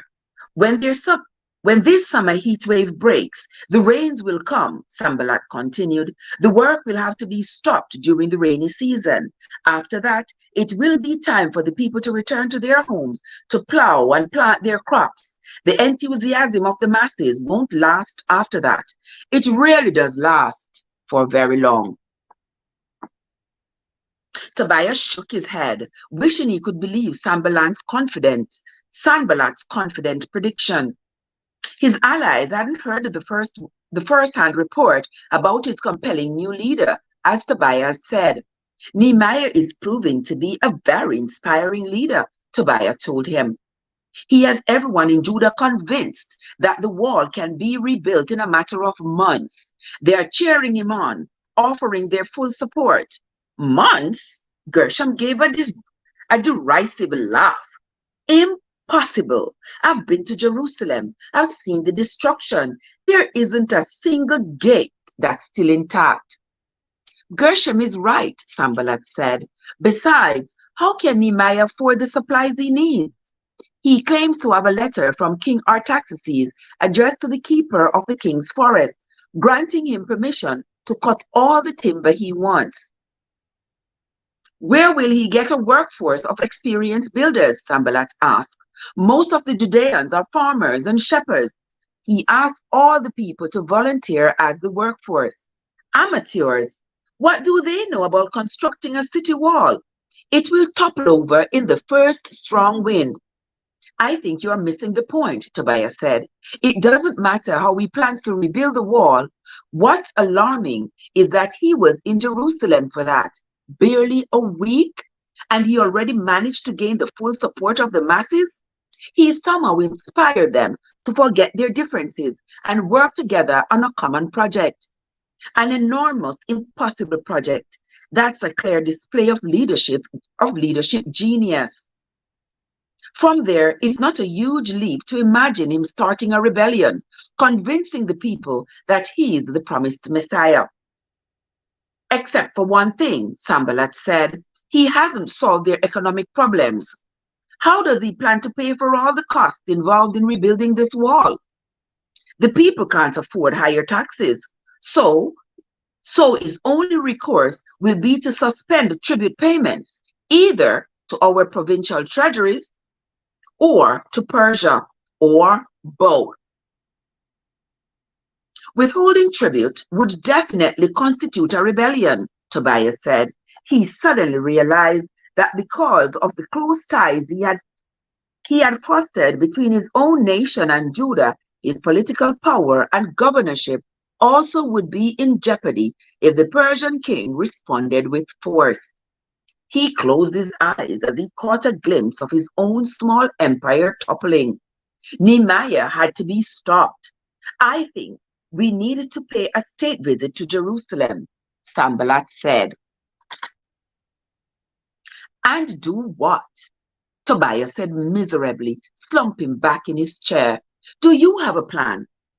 The people have known me as their governor ever since Ezra retired. They don't know this newcomer yet. Nehemiah hasn't proven himself in spite of his rallying speech. We have to convince the people to rethink this building project. We'll show them the foolishness of the idea and also of their leader. So we'll tell them the idea is preposterous and that it risks Persian retaliation. Will they care? He looked skeptical. We'll sow a few seeds of doubt and discouragement and wait for them to grow, Sambalat said. You know your politics? That is the dirty aspect of politics. Yeah? They all know each other, they all network with each other, and the people who vote them in and the people who pay the taxes are always the one at the bottom of on the last rung of the ladder, the bottom rung of the ladder, and we're always the one who gets screwed. The common people have enough problems without this upstart governor asking them to do even more. We'll help them see that such an immense task can't possibly be accomplished without a great deal of manpower and money. The people will never agree to another increase in taxes. If we ridicule their leader, the people will see him for the fool that he is. In the meantime, Gershom said, we need to send a delegation to Susa and tell King Artaxerxes what Nehemiah is doing. Sambalat winced. That could be risky. What if Nehemiah really does have the king's permission? I think we'd better wait and ask to see Nehemiah's papers again. Find out if he really is authorized to rebuild the wall. I've been thinking as I've listened to you talk, Tobias said, maybe there's something else we can do to bring a swift end to Nehemiah's popularity. He currently has the support of a common people, but this drought has impoverished thousands of them. The divide between the rich and the poor gets wider and deeper every day as more and more farmers are forced to mortgage their property and go into debt. It wouldn't take much to start a riot poor against rich, and the division and hatred could certainly halt Nehemiah's building project.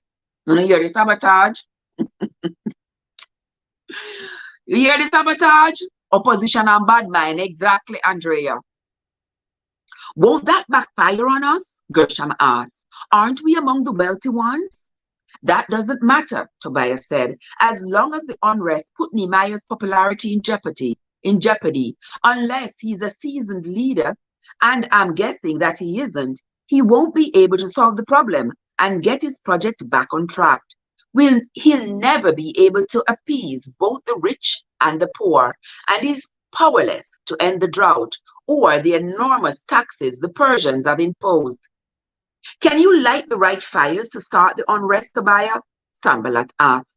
Do you have the right connections in Judah? Yes, in fact I do. He smiled, pleased that Sambalat was dependent on him for once. The Samaritan leader would be in Tobiah's debt when this was over. Yes, and I know exactly which fires to stroke. And my son is in the perfect position to stroke them. Good. Then we are counting on you to do it.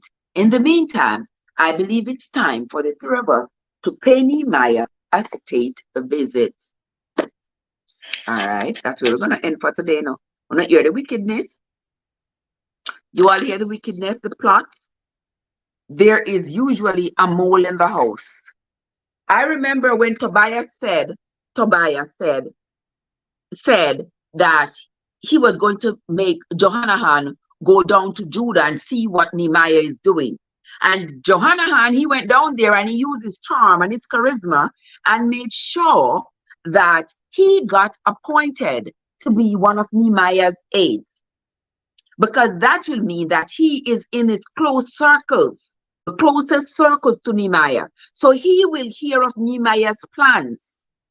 And once he knows the plans, because of his position, his proximity to Nehemiah, he will relay them to his dad. And his dad, who is the enemy of Nehemiah, will use that information just like he's doing now. That's how the enemy works. You hear them say the enemy not come close to you is always your friend? Right there. It is always your friend. It is always the person closest to you. Knows your going outs, knows your coming ins, knows your plans, know your successes, know your failures. Always your friend. And they relate to the enemy so that the enemy can have information to conquer you. Always. Jordan is in the house. Welcome, Jordan. Thank you so much for coming. I sincerely appreciate you, my friend. Thank you so much for joining me. And there is Andre. Oh, that Modest. Modest, come in modestly this morning. Modest, what's up? How you doing, my sugar? How you doing? So good to see you, my darling. So good to see you. Hope you're having a great, great, great morning. Andrea said traitor was thinking exactly. That's how traitors think. Yes, that's how traitors think. Traitors always thinking of something, somebody to defeat. Always. In your case, it's your friend set you up with that. Lord Jesus, we just love when Modest. Only Modest. Oh my God. Yes, that was my friend who I considered my friend. Somebody me eat and sleep with and drink. Eat and drink and sleep with. Somebody will come on my house, sleep in my bed. Sleep in my bed. You understand me? Cook for me. Me eat out her hand. Yeah, she come up, carry stuff from Jamaica. I don't know what they give me for name. You understand me? Yes. Wicked. Wicked. So when you see me afraid of people, I'm afraid. Mother, you know why, sister? You know why? When you see me afraid of people, I'm skeptical of everybody. Me not jump and me not get close to people because I'm afraid of them. Yeah, man, I'm afraid of them. I'm afraid of people. People wicked. People come close to you so that them can destroy you. Not close to you that them can help you, but close to you that them can destroy you. And that, my friends, with wicked intentions, exactly.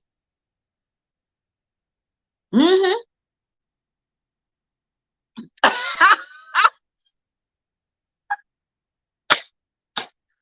Modest, no truth, no truer words were ever spoken. I true. I'm true, Modest. I swear. I swear that's true. Jesus. I swear it is the truth, my sister. God, you know they are true. Mm, I believe it is true. It is the truth. But oh my God. Mm-mm-mm. I want me to take now if you lose myself. If you lose myself. Oh well, me lose, but me don't know it. The effect of the time. What is it too early for this? It's too early. It's too early for this. At 6 hours now since me wake up. It's too God. Too many red flags, you miss. I must miss some of this. You're not the first person, you're not the second person, you're not gonna be the last person who said that to me, you know. But you have told me now even understand them guys sitting there and sitting, you know. Me not even. But I just told me not here. Hard years. Hard years. Because if I didn't want to listen to Papa, me would have never be find myself in that trouble there at all. If I did just once listen to him, wouldn't find myself in that. But again, I wouldn't be here with you all. I wouldn't have this story. So all things work together. We just have to work with it. And just yeah, we just have to just call it what it is and yeah. But the wickedness, the wickedness of people who infiltrate your circles, people who infiltrate your circles so that they can come close to you, not to be your friend, but to commit nefarious acts against you, which they can't commit against you, they are far away, but they try to come close to you. And the closer they are to you, the more opportune they are to commit those acts. And just to rebuke it and reverse it in Jesus' name. Mm-hmm.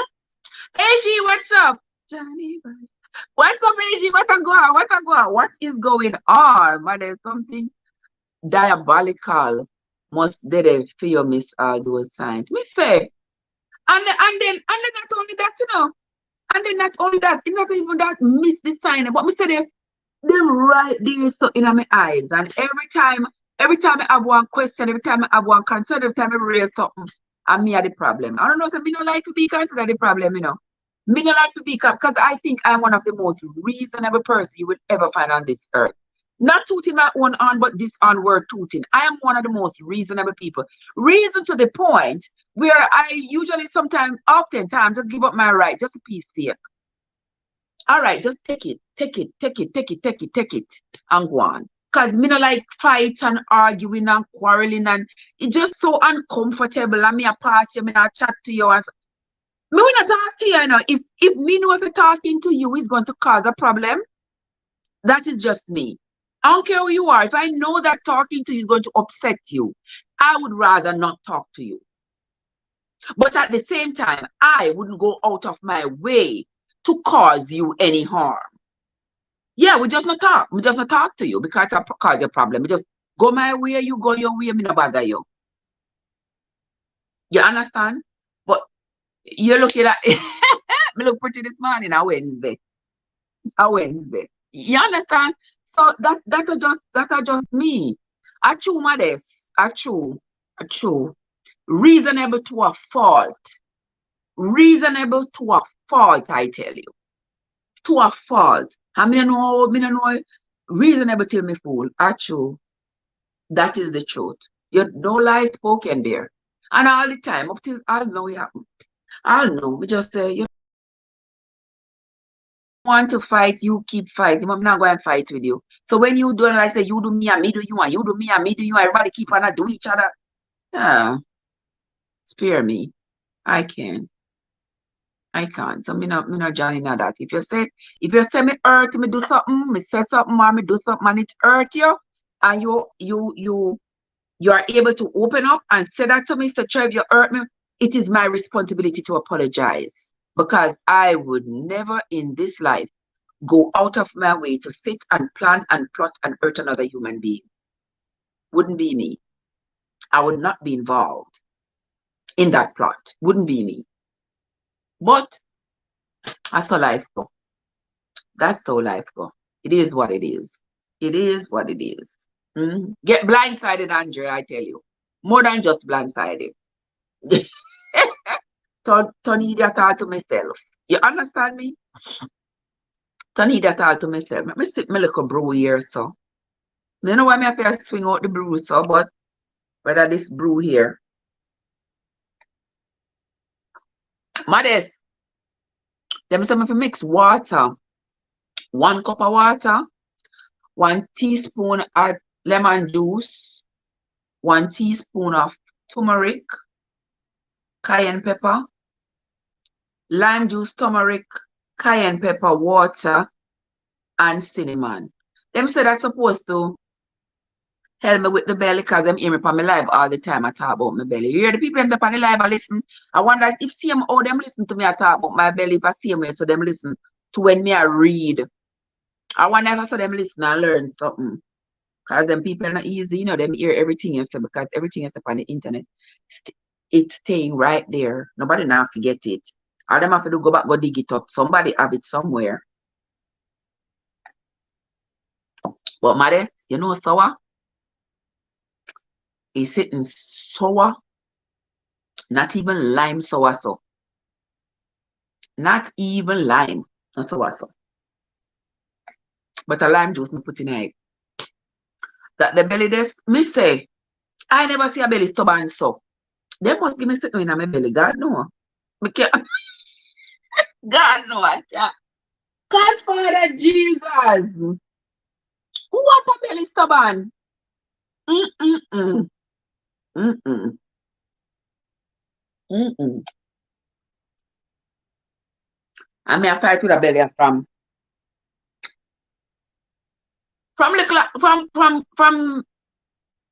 COVID, right? From COVID. And it when I listen to you, no matter I was listening.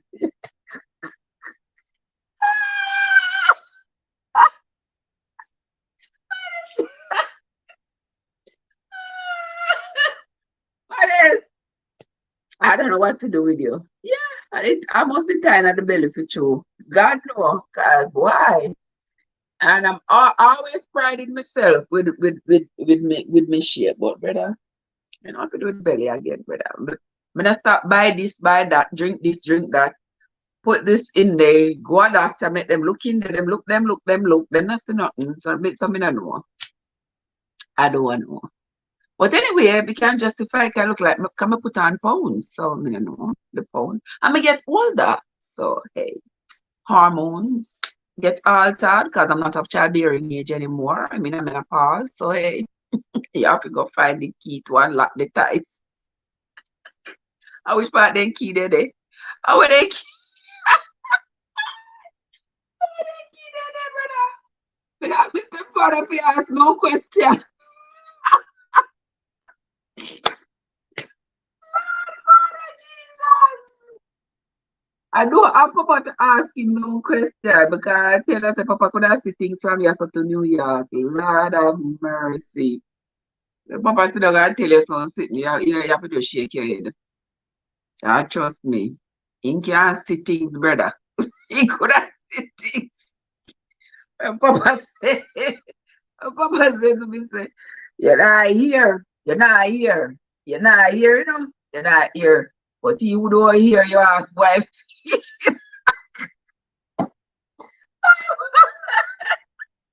I said, I hear me, I'm here talking to you. I tell you, I'm not boy, no, be married to the boy, you're not here.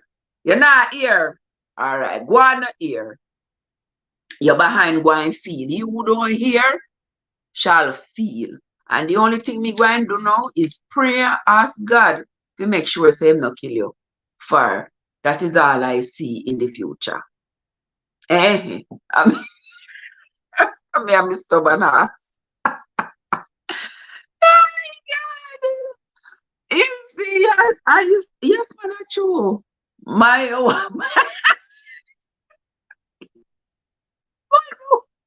mother leave me alone this blessed Wednesday morning.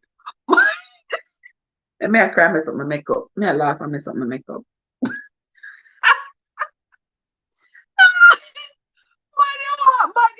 Yes, brother. Boy, we getting good. This is what you know. So till now, me scared, me afraid. Not going that direction no more, Modest. I couldn't take another one. Maybe just go and panga with what we already got. Oh, me say, Lord of his mercy. Love me no. Love me no, Modest. Tell you, sister, boy, I tell you sometimes I sit down and me heart. So, me say, even though you know me want me move on, I don't try to dwell on it, but because I'm human and I have memory, it pops up in my mind sometimes, and I just wish I could go back. I keep wishing. I know I can't, but it doesn't stop me from wishing that I could go back to that January night. I just wish I could go back. If I could go back that January night. The January night, I would have done the same thing that I did. I would have said yes, he could stay. But the day when he came with the suitcases, that day I'm talking. If I could go back to that day, if I could go back to that day, yeah, and I think I don't remember what day of the week that was, but if I could go back to just that day, things would have been so different. Watch my mother call me. Probably I watch me on live, you know. Hold on, let me see what she has say.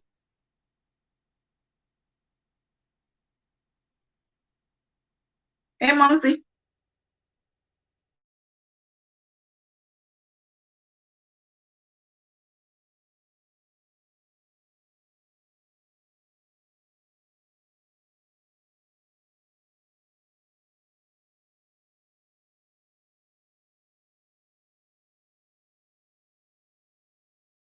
All right, later. Love you. Okay, dokie. No, him need to go stay. I'd give him money, make him stay a motel. Me say, girl, yeah, exactly. Exactly. Don't even know him from Adams. I'm me gonna make him stay in my house. And I was alone. But I never felt afraid. That is the thing. Because it was like he was a stranger, but not a stranger. Just because of the closeness I had with the sister. So I did not feel afraid. I didn't feel like he would hurt me. I didn't feel afraid just for that particular reason.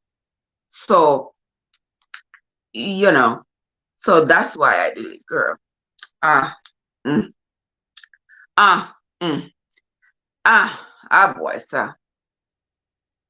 Too brave. Too brave. Yeah, I did. But you know, it can't happen again. Once bitten, twice shy, sister Madet. It could have never happened again. It could have never happened again. So the good have to suffer for the bad, because that couldn't happen again.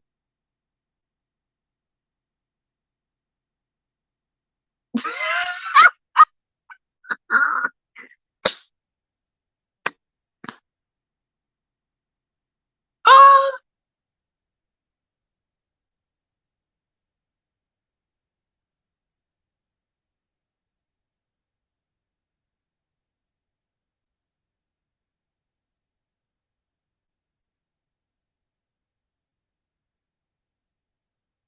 mm-mm, mm-mm, mm-mm. No, not at all. Yeah, no, no, no, not at all, not at all, not at all. Yeah, yeah.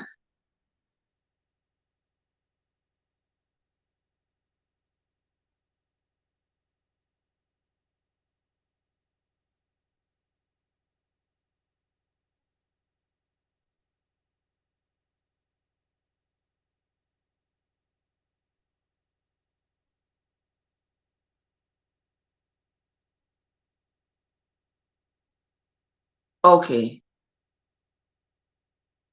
Oh, oh, okay, okay. All right. That was just a call. What do my what do my desk this morning? God, me say, Modest are the real deal, man. Modest, mother understand the thing. Yes, God. I, because this is the voice message, you're not easy. Well, they're not easy. Yes, guys. So come on. How long are we up on live? What? We're up on live from daylight. Yeah, I have a couple of things to do. So I stay up on live for a little bit. Me soon come off anyway. Because I have a couple of other things to do. But anyway, we can still go and talk. Yes, modest. I mean, if I had to do it all over again, but we always say if we know. If we know never come in the front, it always come after the fact. So it is what it is. What don't go on the bottom morning can't come good at evening. And I sometimes me so much as despise myself for what I allowed, which was so out of character. So out of character for me that I was I just what you know about mine cat eyes. Mine cat eyes get stuck when she roll them. Yeah, but it is what it is, guys. I'm sure there are some people here who are new, maybe don't understand what we are talking about. They may be like, what your bank money talk about? Well, we are actually talking about a very unfortunate and traumatizing event that I experienced, and I've shared it. I've shared it online. I'm preparing to share it in another format, several other formats, but time and resources are skimpy. So we are. I'm working on it though. I'm working on it, and I sincerely appreciate everybody's help and everybody's help and everybody's support. I sincerely appreciate it. Yeah, so that's what we are talking about my story. My story. Yeah. If you all don't know, if you go down on my, if you, my lipstick drop.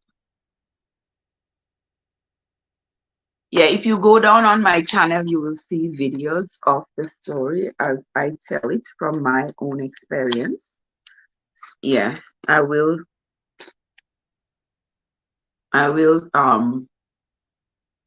be revising it and telling it in another format. And those of you who are new, have never listened to the story, will hear the story. I will tell the story more than once in a lifetime.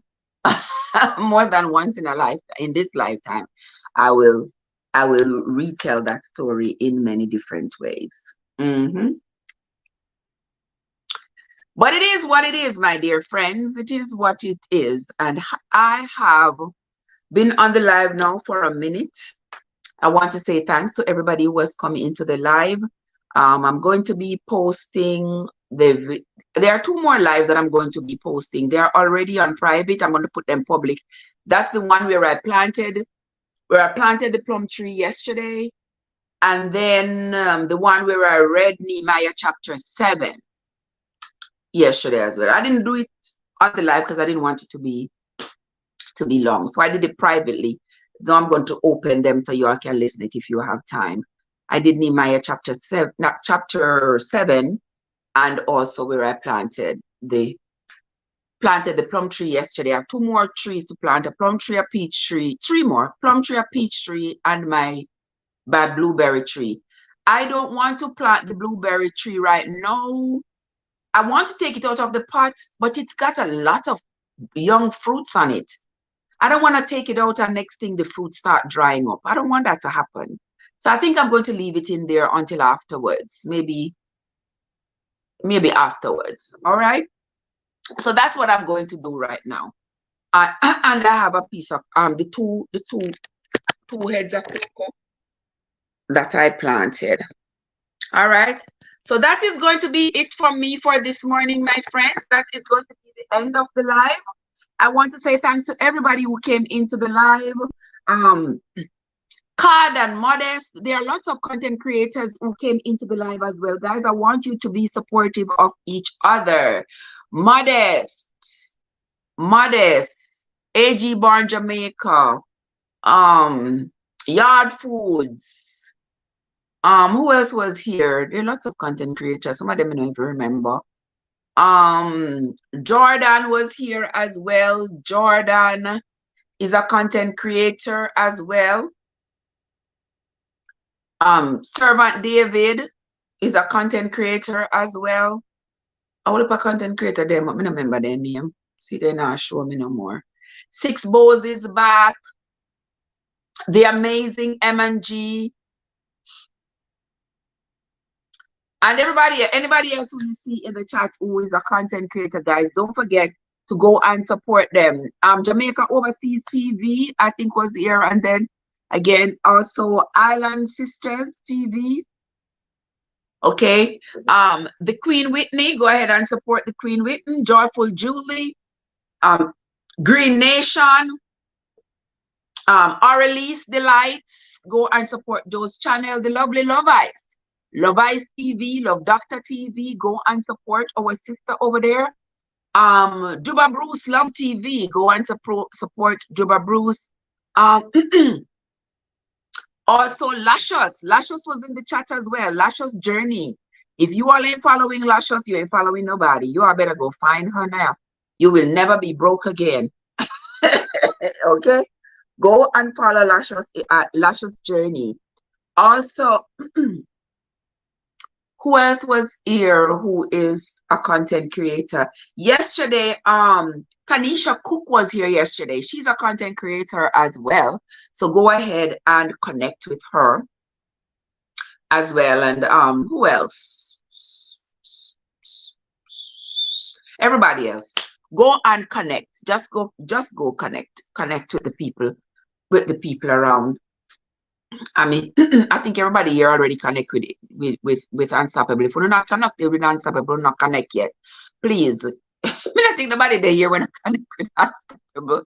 But I just gotta say it. If you're not connect with JY, please go connect up with JY. Go and connect up with the people in the chat who are content creators, my friend, and other people you see leave comments in the chat. You go connect with them. All right. That is going to be it from me for this morning, my friends. Until next time, this is Trev from Trevessence, where your journey matters. Have yourselves a great day. Joe and Sister Winsome and Cad and Modest and the rest of you guys.